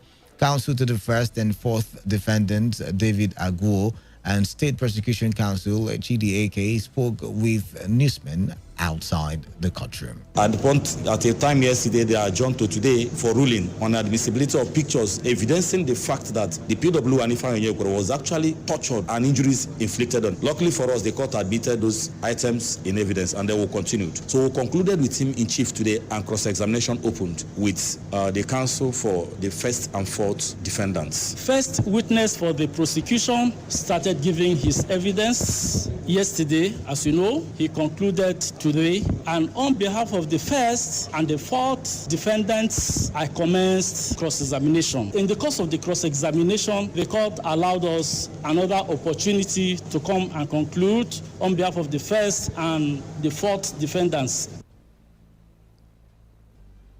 On the foreign scene, the trial is open for 3 men who were accused of helping the extremists behind the 2017 attacks in Barcelona and a nearby town that killed 16 people. Held under tight security, the trial began at a branch of Spain's National Court in San Fernando de Henares near Madrid. A total of 235 witnesses will be called during the trial, which is expected to run until December 16. The Islamic State group claimed the responsibility for the double attack, which also wounded 140 people on August 17 and 18 in Barcelona and Cambrils. While none have been charged with direct responsibility for the bloodshed, the trio is in the dock for helping the attackers, one of whom rammed a van into pedestrians on Barcelona's Las Ramblas Boulevard, killing 14, among them 2 children aged 3 and 7.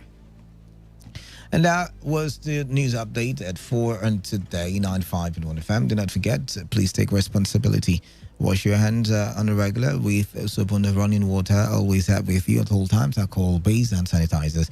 Avoid touching your face and eye contact surfaces to prevent the spread of coronavirus. If you can, work from home. Otherwise, observe social distancing and always wear your facial mask when in a gathering of 2 or more people. COVID-19 is real. Take care of yourself and stay safe. Good evening. I am Kala Dakuru Batsabo. Stay tuned. The Platform Radio is up next.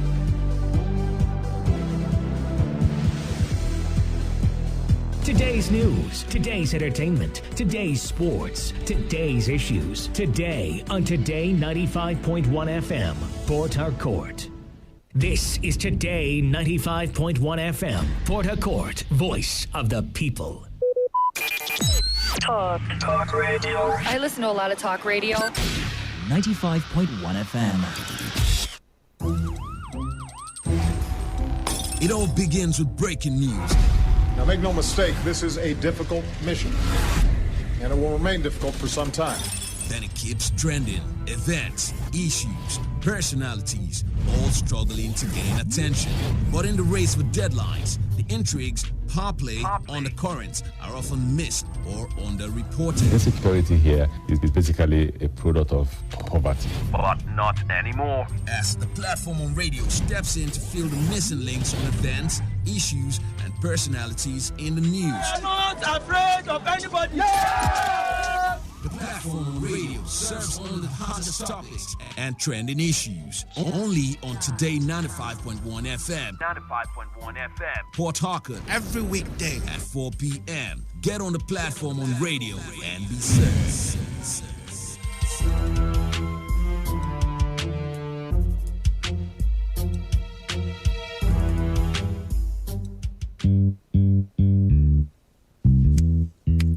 All times, greet. Good morning, sir. Good morning. You're welcome to Jagbajantis High School. My name is Sound Sultan, your new mathematics teacher.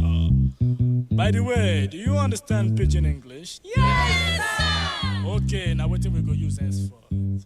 Okay, carry your pen. Carry your paper. Fem for my class. People of this world, them plenty. Sins of this people, many. So many. Many times plenty, multiplier.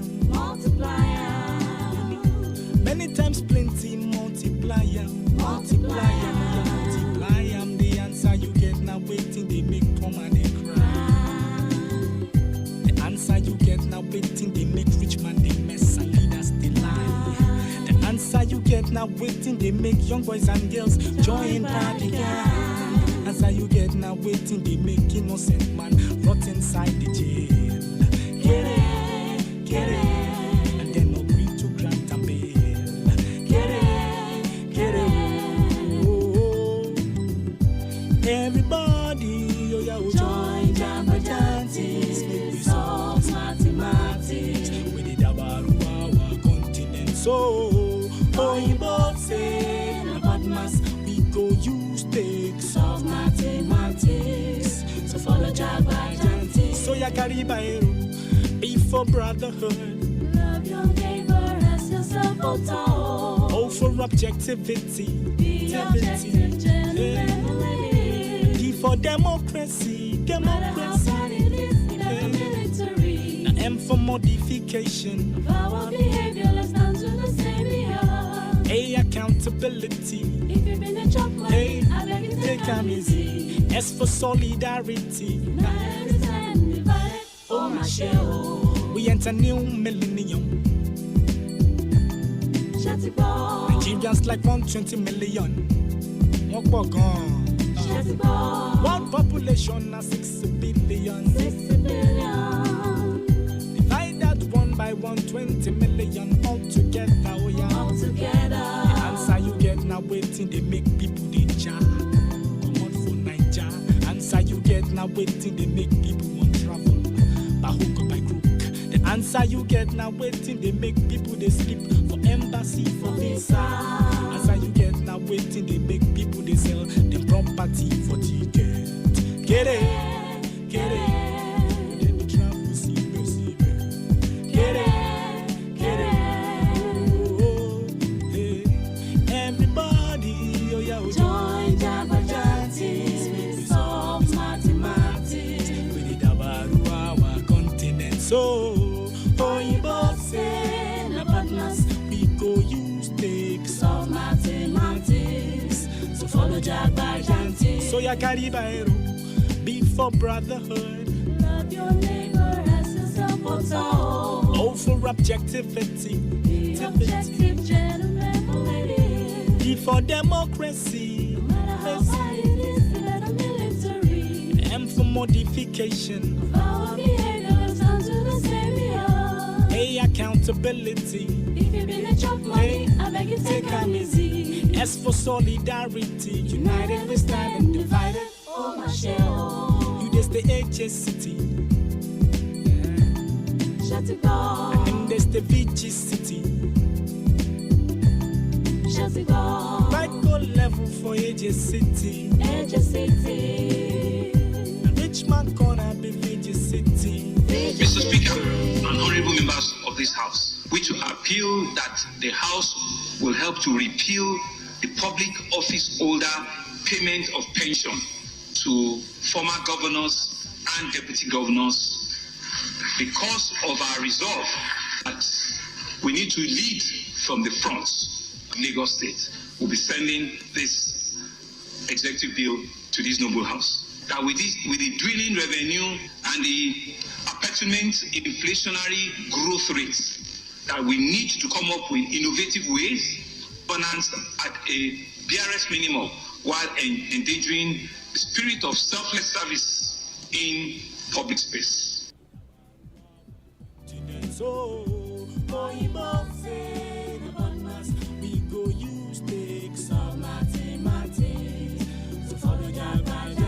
So ya carry by.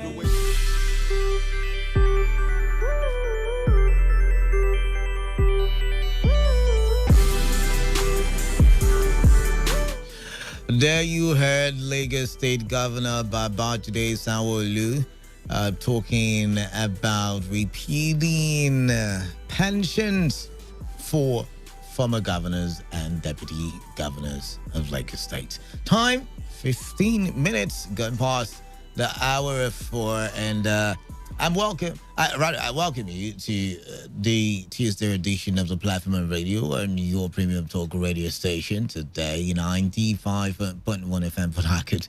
I am Canada, and I used to be the man of the people. Yeah, I used to be. And right about now, I'm just going to show you trending stories and allow you air your views on those trending stories. But before you air your views, I would also give you the opportunity to listen to our correspondents who, on a daily basis, go out there, to source reports from the field and come back on this program to tell us why the events are happening, where the events are happening, how the events are happening, and what the people in these areas, think about the events that is happening or events that are happening.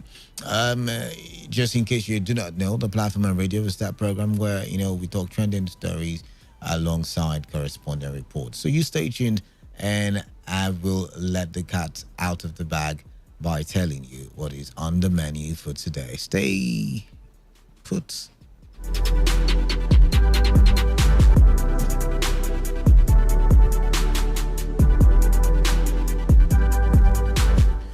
On the menu for today, Senator Magnus Abe says the withdrawal of a security detail by the IGP is not political.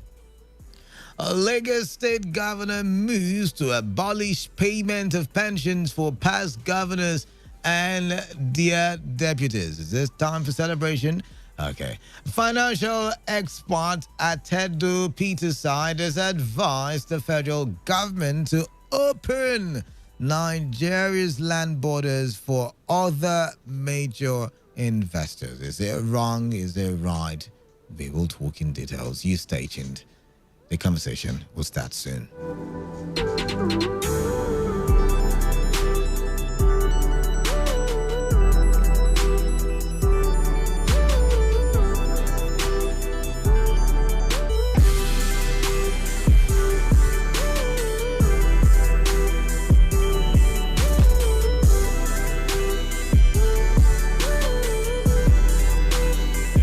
All right, people, are you ready? Are you ready? Because I sense that this conversation is going to be very interesting and interactive. So are you ready? Are you ready? Go call your neighbors, go call your friends, and remember you can follow me on social media as well. Just find Kalada at Kalada rather, TheKalada, and follow me. I'll follow you right back. But let's start with this report, from Mag, who is a member of withdrawal of a security aid is not political, as being insinuated in some quarters. Now, the senator or former senator made the clarification while speaking on the aftermath of the NSAS protest and the ongoing reform in the Nigeria police force. He said that the withdrawal of security aids cuts across the board and should not be seen as a move against him, but as a move aimed at providing better security for Nigerians. However, he expressed a concern that the withdrawal was made public. It shouldn't have been, and that is his argument. Let's listen to him. Say that the Inspector General of Police, as the leader of the Nigerian police force in this country, has the right to post his men wherever he thinks that they will best serve the interest of the Nigerian people. And maybe the police has looked at some of our own security needs, and they feel that the general interest of the country is better served by redeploying their men in other places. That shouldn't be an issue. What, however, I am not too pleased about is the whole point of making the withdrawal of security from anybody public when these men were posted to us, it was not public. So their withdrawal should have been done privately. Because when you now announce that security details are being withdrawn from certain people, you're exposing those persons to unnecessary security risk, in my opinion. I don't believe that this action was merely political. I'm a member of the All Progressives Congress. I'm not just a member. I'm one of the leaders of the party. So I don't see the IG just going after me for political purposes. Senator Magnus Abe commended moves by all stakeholders to tame the activities of the indigenous people of Biafra, IPOB, River State, adding that the meeting between Governor Yesambeke and Southeast governors will further restore Nigeria's confidence in the economic spirit of Igbos across the country. I think that the governors putting heads together as governors of Nigerian states to try to look for solutions to a common problem is commendable and should be encouraged. And I believe that there are common measures that they can take that will help to bring the situation under control. Because clearly from what is happening now, it is clear that IPOD is fast losing the sympathy of a lot of rational and right-thinking Igbos, of the majority of the Igbo people. And so you need to mobilize that opinion and strengthen it and let people see the destructive tendencies of this particular organization. After all, everybody knows that substantially the Igbos are the economic backbone of this country. They are everywhere and they need the goodwill of their customers and clients to survive wherever they are. All right, now, why is this a big deal? I mean, we've had this argument on several occasions. Police, majority of them securing politicians and elites in society, when you and I cannot get enough of policemen to secure our environs. So do you think, for whatever reason, do you think that this shouldn't even make the news in the first place? This shouldn't be a big deal. I mean, what if withdrawal? I mean, or do you think it's a big deal because these guys are public figures and, like Magnus Abe said, they might be prone, there's the proclivity of an attack now that their security details have been removed. Maybe it shouldn't have been made public. Maybe it should have been done, subtly without, the public noticing or without the public eye, so to say. But just so you know, Senator Magnus Abe represented Rivers Southeast Senatorial District in the 6th and 7th National Assembly. Senator Abe is among more than a dozen of other notable Nigerians whose security details were withdrawn by the Nigeria Police Force. The police say almost half of the total number of officers were assigned to VIPs. I mean, I need to underline that part, that almost half of the total number of officers were assigned to VIPs. Now, this withdrawal, of course, is one of the demands of the NSAS protest. So, have we seen government also meeting the demand? Have we seen government also, making efforts to ensure that the police is a better entity? Okay, so that they don't become anymore the topic of conversation of radio stations and TV stations and all of that. But to the issue for now.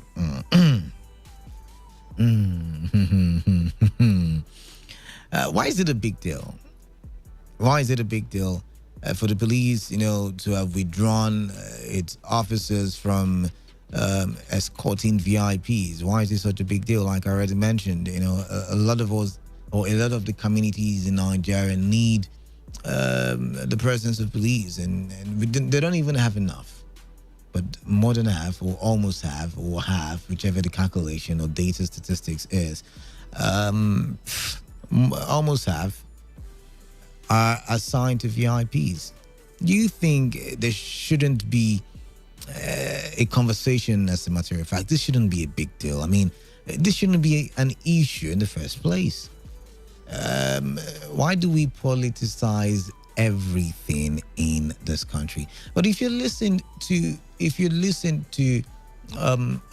Magnus Abe speak, when he was talking about how it's not politics because he belongs to the ruling party, is he also insinuating that there's the possibility that in politics they can use the police to, okay, you know what I'm talking about. 0817 000 0951 and 0810 951 951. Your text messages to the number 0701 933 9962.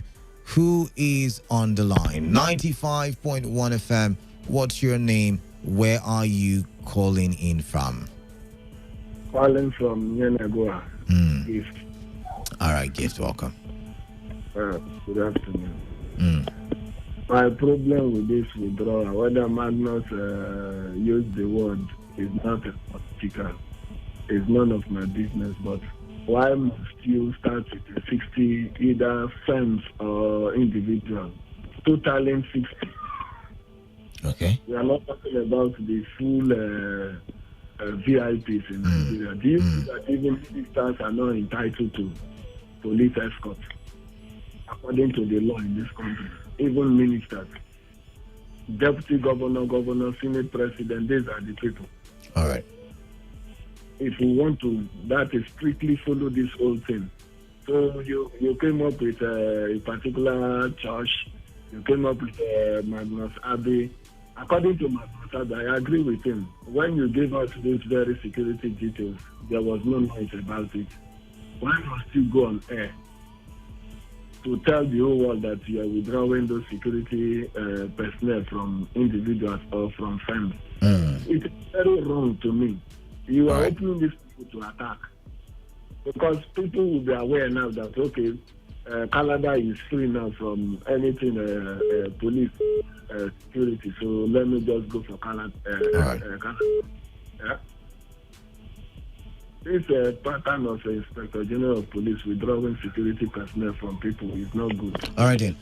Thank you very much, Dad. Thank you very much, Keith from Unicor. Let's move on now to the next caller. Keep your calls coming in. Tell me what you think about this very one. So many issues I have raised. I've raised the issue of politicization. Are they trying to say that, sometimes the government can politicize, how police officers are assigned or deployed? Secondly, why is this such a big deal? You and I, who are supposed to be the people, the boss of the government, so to say, the people who, the government has been set up for, we're not really feeling, the presence of police in our various communities. And yet these guys, the elites, the political elites, are taking more than half or almost half of police for themselves. So why is this this even supposed to be a big deal in the first place? All right, then, back to the phone lines. 95.1 FM. Yeah, the man that was with the people are no longer with us again. I greet the ministry. Welcome. Anthony online. Welcome. You see, for me, it's not a big issue. You know why? No, you tell me. When you see the convoy of these people, when you see the convoy, my brother, you will park aside on the road. So removing it should not even bother anybody. So they should make everything equal for everybody. Right. I'm just waiting for your second item concerning Lagos. When we get to that point, when we get to that bridge, we'll cross it. Thank you very much, Anthony. There, thank you very much. Keep your calls coming in. All right. Okay, 2 more minutes, and then we'll move on to the next one. Let's take this call. 95.1 FM. Hello, Mr. Kalada. Mr. Sam, finally I can hear you. The whole of yesterday I couldn't hear you. Yeah, I was calling now, but sometimes these things, like when your own internet. Yeah. All right, now talk to me. How was your day? My day was fine. Canada, you see, I love what the IG did by withdrawing security personnel from this man.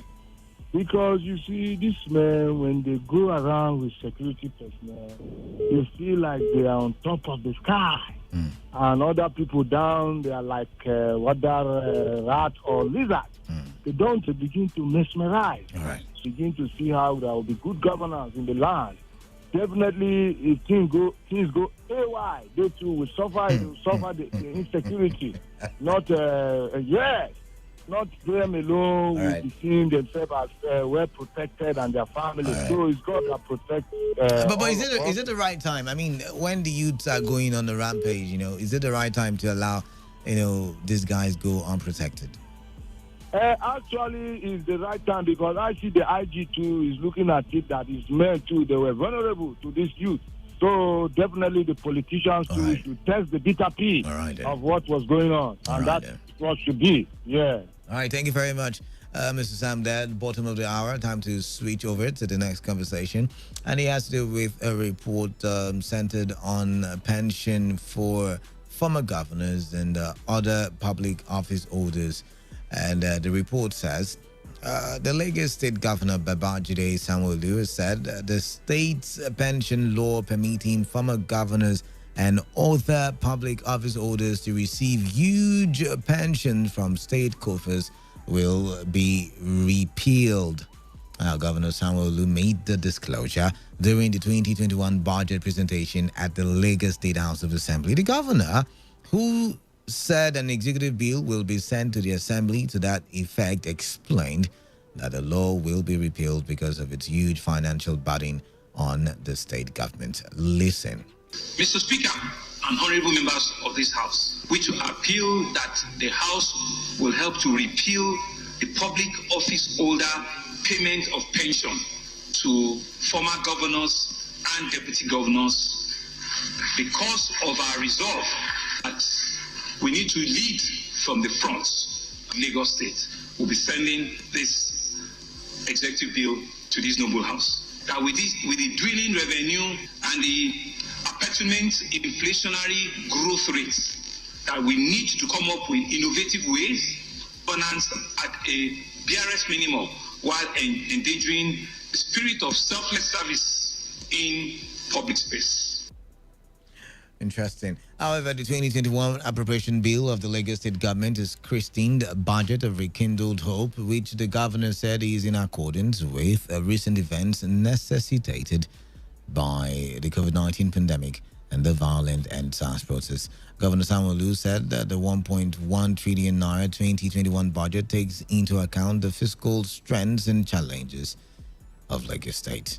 It would interest you to know that the pension law permitting former governors and other public office holders to receive huge pensions from state coffers also exists in other states like Gombe, Akwa Ibom, Edo, Rivers. I should shout that again, right? Rivers! Did I shout it very well? But you get the point. Sokoto, Kanu, Kwara, and Zamfara. That's 1, 2, 3, 4, 5, 6, 7, 8.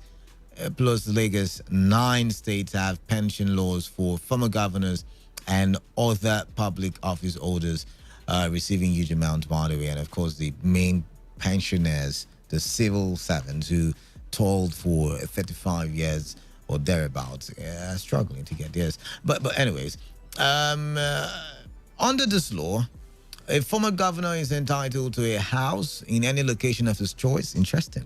Pension for life at 100% of his last salary. Interesting. 3 brand new cars after 5 years. Drivers, domestic members of staff, medical bills for them and their immediate families, amongst many others. I should go be a governor in Lagos State already. What do you think? First of all, what do you make of the Lagos State government? Don't you think this will make him be, in some kind of war with his what's the word? I'm looking for the right word to use. With Tinubu, let's go with that. With Tinubu the Jagaban. Don't you think this will cause a political crisis? And maybe just like Amber Day, it might not be returning for a second time in office. I'm thinking, I'm calculating. My head is swirling and whirling. And I mean, he has the mind to stop pension for the Jagaban. Oh my gosh. But then again, seriously now that Lagos wants to set the pace, do you think Rivers states, Akwa Ibom states, these are people in our jurisdiction, and those states, maybe the northern states that were mentioned and the middle belt and states. Do you think they would also want to join in repealing the laws in order to give them? Do you see the governor doing that, Governor Wike, that is, or do you see Governor Emmanuel doing that? I'd like to hear from you. The numbers are the same: 0817-000-0951. I take it again: 0817-000-0951 and 0810-951-0951. That is 0810-951-0951. Your text messages to the number 0701-933-9962. Let's find out what you've got to say on this issue. Good evening. Good evening to you. Yeah, it's Fima from Port Harcourt. Okay. Please, I welcome the idea of Samuelu for this. Okay. In the sense that these people in the house, after only 4 years, I say five, let me 4 years or 5 years, and after serving what they think they serve, with all the wealth they have amassed, they are still paid pension. What about the civil servants who work for 35 years and they cannot talk anything about them? You know, they still owe them, but they're own. They don't even, they pay them as at when due. But they can't even go to the house and then talk about the common man. So the idea of Samolu is very cordial, is very good, it's accepted. Let them, not only 4 years, 5 years, you are paid pension. I cannot know this type of thing. I don't know what is happening. People should put mouth into all these type of things. Right, I think Saobos is having a good advisor to do this. He should do it, and history will recognize him for that. All right, then. Thank you very much. Thank you very much. As history is recognizing him, is the Jagaban recognizing him? That's a question I'm asking on my show this evening. 95.1 FM, what's your name? Where are you calling in from? Hello, you're doing well. My name is Prince Andy. Prince Andy, welcome on the show. Yes, Canada, let's assume that Rivers State Governor and every other state who are into this law have not even thought of this. I think there is need for them to follow suit. Canada, we are, every day you hear there is no money, the economy is going dry, this, that. And yet, we still pay back to those who have taken more than enough while they were in office. We are not paying back to them again. Instead of catering for the future, instead of catering for the less to be, instead of catering for those who are yet to be even employed, instead of catering for people who are graduating on daily basis. I mean, Lagos State Governor, I give him 100%. It's commendable, and every other governor who think they are truly representing us should follow suit with immediate effect. Right. I encourage the Lagos State Governor. I thank him, and I encourage every other person to follow as you're thanking him. What happens? I mean, don't you think it's going to go into political warfare? Because anytime anybody stand up for the truth, you must have enemies. Okay. So I am sure that before even thinking of this, before taking this decision, he has planned that even if it will cost him his second tenure, no problem. We all stand by him. All right then. I'm wondering how you're going to stand by him from River State here, but it is fine. Keep your calls coming in. Let's talk this talk that is before us now. Okay. 95.1 FM, what's your name? Where are you calling in from? Canada, good evening. Brian from Rumigbo, welcome. Thank you. All right then. Don't I think it's going to have him in collision with Tinubu, like in your language? I don't think so. That law is for past Lagos State governors. You have Tinubu, you have Fashola, you have Ambody. And then the only time you can have that if there was no consultation before taking this step. But if he takes consultation, he makes consultation with them and then does this, he wouldn't have any issues with them. And there isn't even a problem we have here. Samuel has come to tell us that he intends to repeal the law and then what he pays to them. But we do not actually know how much Lagos State earns and where he goes into. So if publicly he does this smoke screen and then repeals the law, while behind the scenes he does something that appeals and robs those people's palm, you wouldn't hear anything. Okay. What we're even thinking there now is what goes on behind. All right. If he awards a project and then if he designs a policy and program, and those who gain the contract for such execution will be cronies and then people related to those men. Companies, companies of these men, yeah? Yeah. Their companies, their investments, their cronies. So even the amount that comes to the state, do we actually know if he tells us they generate 15 billion in a month? Who amongst us knows if it's 15 billion? Okay. If it is 17, if it is 18, do we know where the excess goes? All right. So this one is, I just see it as cosmetics and smoke screen, something just to appease the people in the public. If he consults his past predecessors and then tells them this is what I want to do for us to have a good public image, and they will go back behind the scenes to do what they are doing that we wouldn't know. So it wouldn't cost anything if there are much consultation. All right, then. Thank you. All right, thank you very much. Another angle to it. I did not see that coming, but that's a big possibility there. That's a big possibility. Nothing is impossible. In government in Nigeria, nothing is impossible. But I'm not saying that's what it is going to be, but nothing is impossible nonetheless. All right, keep your calls coming in. Let's take this one at 95.1 FM. What's your name? Where are you calling in from? Hello. All right then. You're not ready for the conversation. I'm going to be pushing to the next story, and then in the next 10 minutes, we're going to be doing a wrap-up, and then you get a chance to talk on any of the issue before us that you have not talked on. This one says the financial advisor at Tedo Peterside has expressed concerns as to why only Dangote Industries Limited is allowed to move goods across the border amid the closure of the country's land borders. Now, Peter Sadi took to his Twitter page to express the concern that legitimate exporters and importers should also be allowed to move their goods across the borders.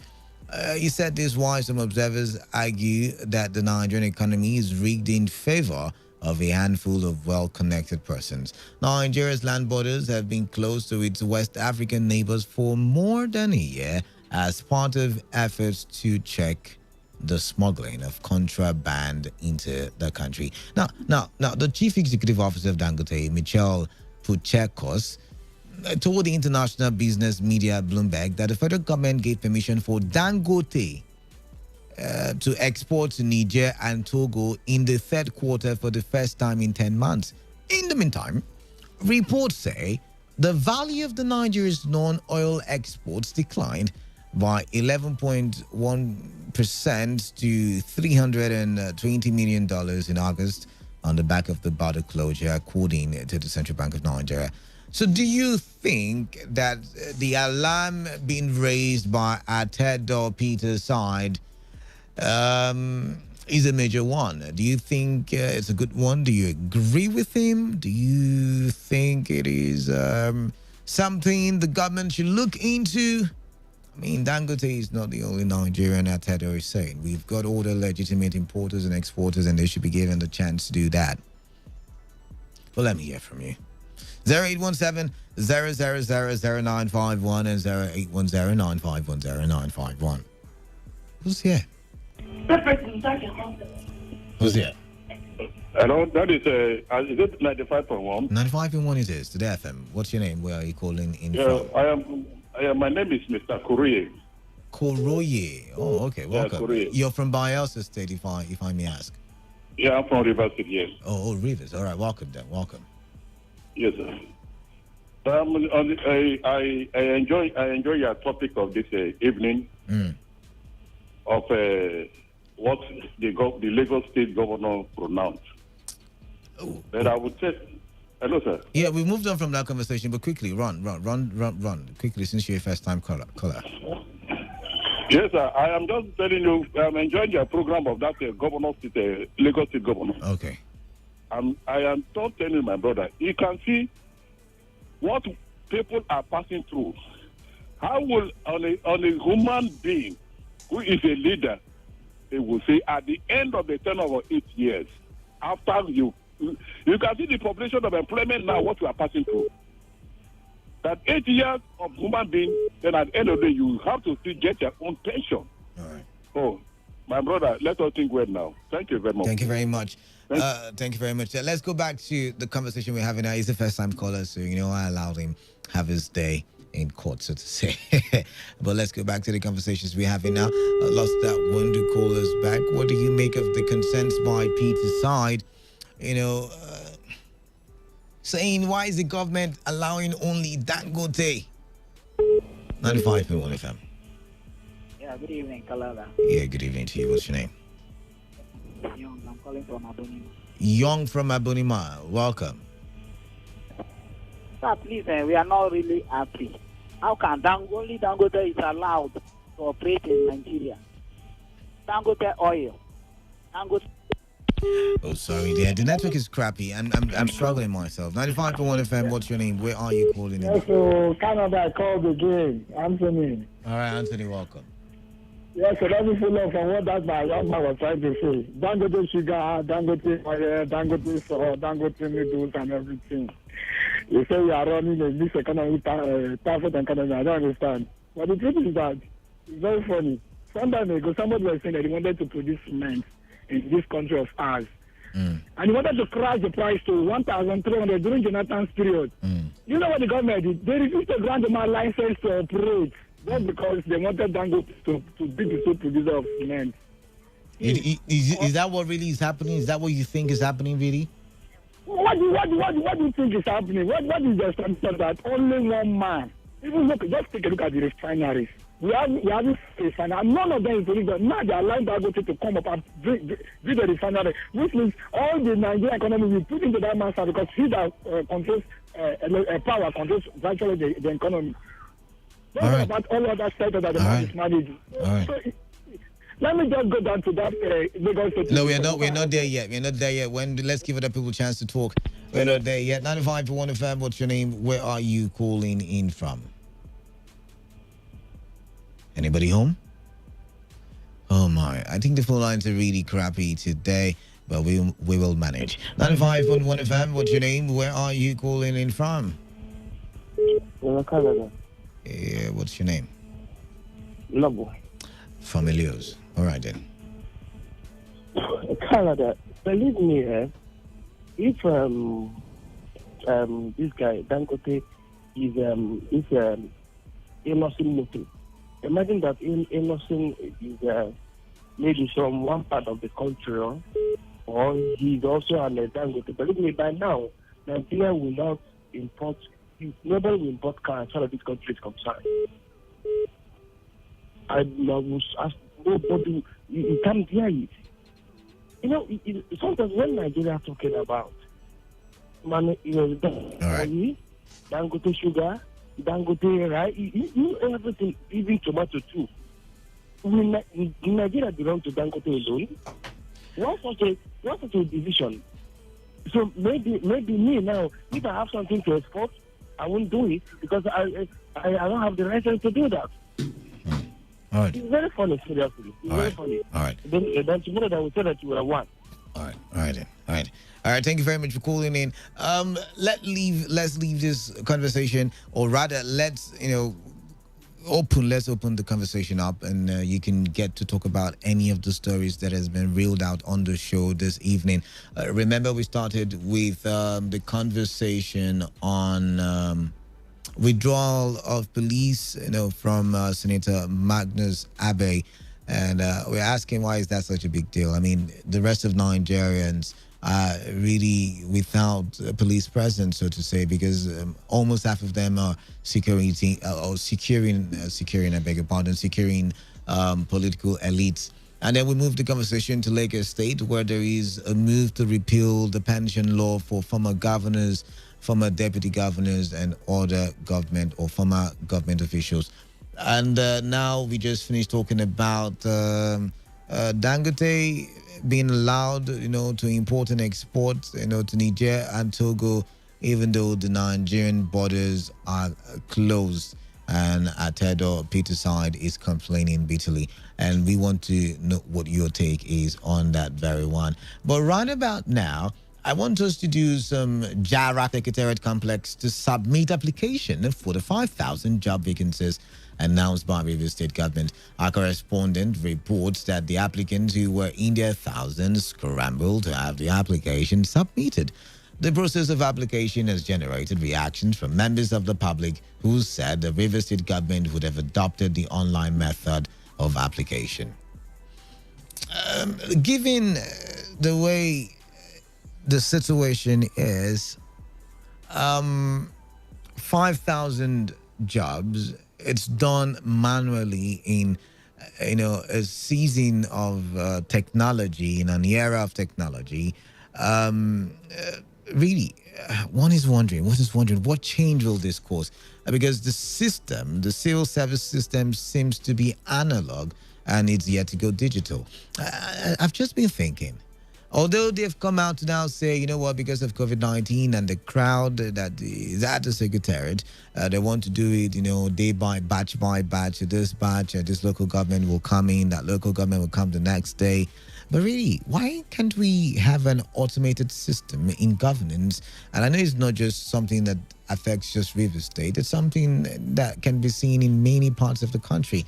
So that also is part of the conversation. It's the open conversation now. You can call in and talk about any of the issue, and let's talk for development. Let's find out who's here. 95.1 FM. Hello, Kalala. Good evening, please. It's Chima. I'm coming from Port Harcourt. All right, Chima, welcome. Precisely, Roma Korosi. Welcome. You see, you know what I'm trying, this Dangote of a thing and the closure of our border. I want to appeal to the federal government or whosoever that is concerned. Let them try to open borders. At least no country can, be satisfactory for what it produces. At least there must be exchange of goods and services in the between countries or among the countries. Are you hearing me? I can hear you very well. Yeah. Please. And you have 5 children. What are we going? Let them be considered. The call is This is calling on the line. Abu Bay. Welcome. Okay, brother. This issue of Dangote is being only one important something in Nigeria. When we are talking about how people are clamoring for a cessation, these are the things that prompt this clamoring. And you people are not asking the government to do the right thing. How can a particular man be importing the whole thing in whole Nigeria? Look at this guy, Ibeto Cement. Today, you only him by selling cement in Nigeria. Someone cannot buy cement to build the house because everything is channeled to one particular person. So it's very, very wrong, my dear. All right, then. Very, very wrong. All right, thank you very much. Thank you very much. Moving on. 95.1 FM, what's your name? Where are you calling in from? Good evening, Canada. Good evening. Congo, Congo, my friend. Welcome. Talk to me. Thank you. I want to talk on pension. Turn off your radio. You know the rules. Turn off your radio. Can you hear me now? Yeah, I can hear you loud and clear. Go ahead. Okay. The pension of the team. I know too well that the people ruling us, they are seen as self-as coercive apparatus and we are behind them. But if they are only thinking about themselves, but people putting them in there. Let me tell, for instance, the teachers.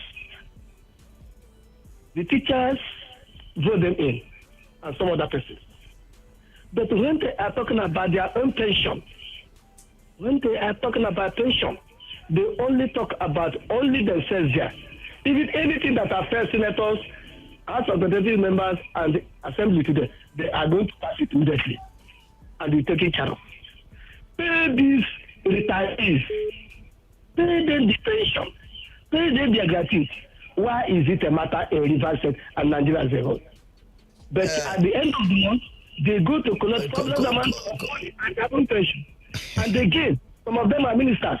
Okay. Some of them are in Senate. They collect here, they collect there. Nigeria. Where are we? The teachers that have been retired, most of them have died. Because I'm talking about people whom I know, whom I can tell about them. All right. Why are they like this? All right. look up. God is there. Thank you very much. Thank you very much, Congo man. There, the only Congolese that is from Nigeria is Congo, but he's from Nigeria. Ha. Okay. Let's move on. Melody, you report the federal government is tactically committing an economic sabotage by indirectly using Dangote to monopolize the essential goods market. We all know what happened to Ibeto Cement. We also know what is happening to Innocent Motors. I don't know. You tell me. Teach me, please, Melody. Evening, Canada. Sington from Port Harcourt. How should we grow businesses in Nigeria when you are intimidating others? We knew that before now, but God is watching. And this one says, how can a government allow one individual to import or export to produce goods? This high level of nepotism must be tamed. If not, but whose interests are there? 7 Prince. And by the way, for those of you who are listening, do not say Canada is against Dangote. No, it's a report. You know, there was an interview, and Dangote's chief executive officer, CEO, made, you know, the statement, would I call it a confession? A statement when he was being interviewed by Bloomberg, and he said that the federal government gave the permission to the company to export to Niger and Togo. Yes, so that is it. 95.1 FM. Lost that one. 95.1 FM. Talada. That's my name. What's yours? Senior man. Chop knuckle. I don't know if I'm a senior man, but I chop knuckle. Take your knuckle right back. I chop knuckle, actually. Welcome. Talada, honestly. I don't have any details. I just want to ask a question, please. All right. I want to confess something concerning the reverse state employment issue they're talking about. I thought they extended. I thought the state was from 18 to 35. Have they extended it to 50? Or somebody they extended it to 50? No, I don't think so. I think it's from 18 to 35. That's what I saw. Except there's a new memo and I've not seen it. 18 to 35. Okay, because somebody was saying that they extended it to 50. So I said I don't know about it. Let me ask. If they extend it to 50, how long is the person going to work? Because by 65 or 60. Okay, then thank you very much for calling in there. This text message said, my name is Imam Man from Umbai in River State, in line with the statement of former Senator Magnus. It is in the right direction, but the IG should also withdraw his own security as a good citizen. How can the IG? I mean, he's the IG. What are you talking about? Last call, and we call it a wrap. Who's on the line? Canada, good afternoon. American once again from over there. Canada, it's not your form. You are not the person that form. I saw it online. It's not coming from. It's not because of if somebody is related that you hate this man. No. I saw it online. Okay. So what I'm saying is the marginalization in Nigeria is not just in government. All right. Very soon, now, all of us, our eye will open on what is happening. Right. Before now, people are saying that borders in the north we are open, but out of south we are closed. People will never understand what is going on. Right. How can you close your border? A particular individual is going and coming. Right. Is it that other businessmen are not businessmen? Right. So Nigeria will open over what people have been saying about the northern oligarchy against the south. Thank you. Thank you very much for calling in. But that's how the show ends, and we decide that we will say our goodbyes now because it's time for us to introduce a funny lady. I was gonna, let's leave it. No, she should do the jokes herself. I'm not the joker. She is. I see she's disturbed. She doesn't want me to go. Well, then why are you touching me now?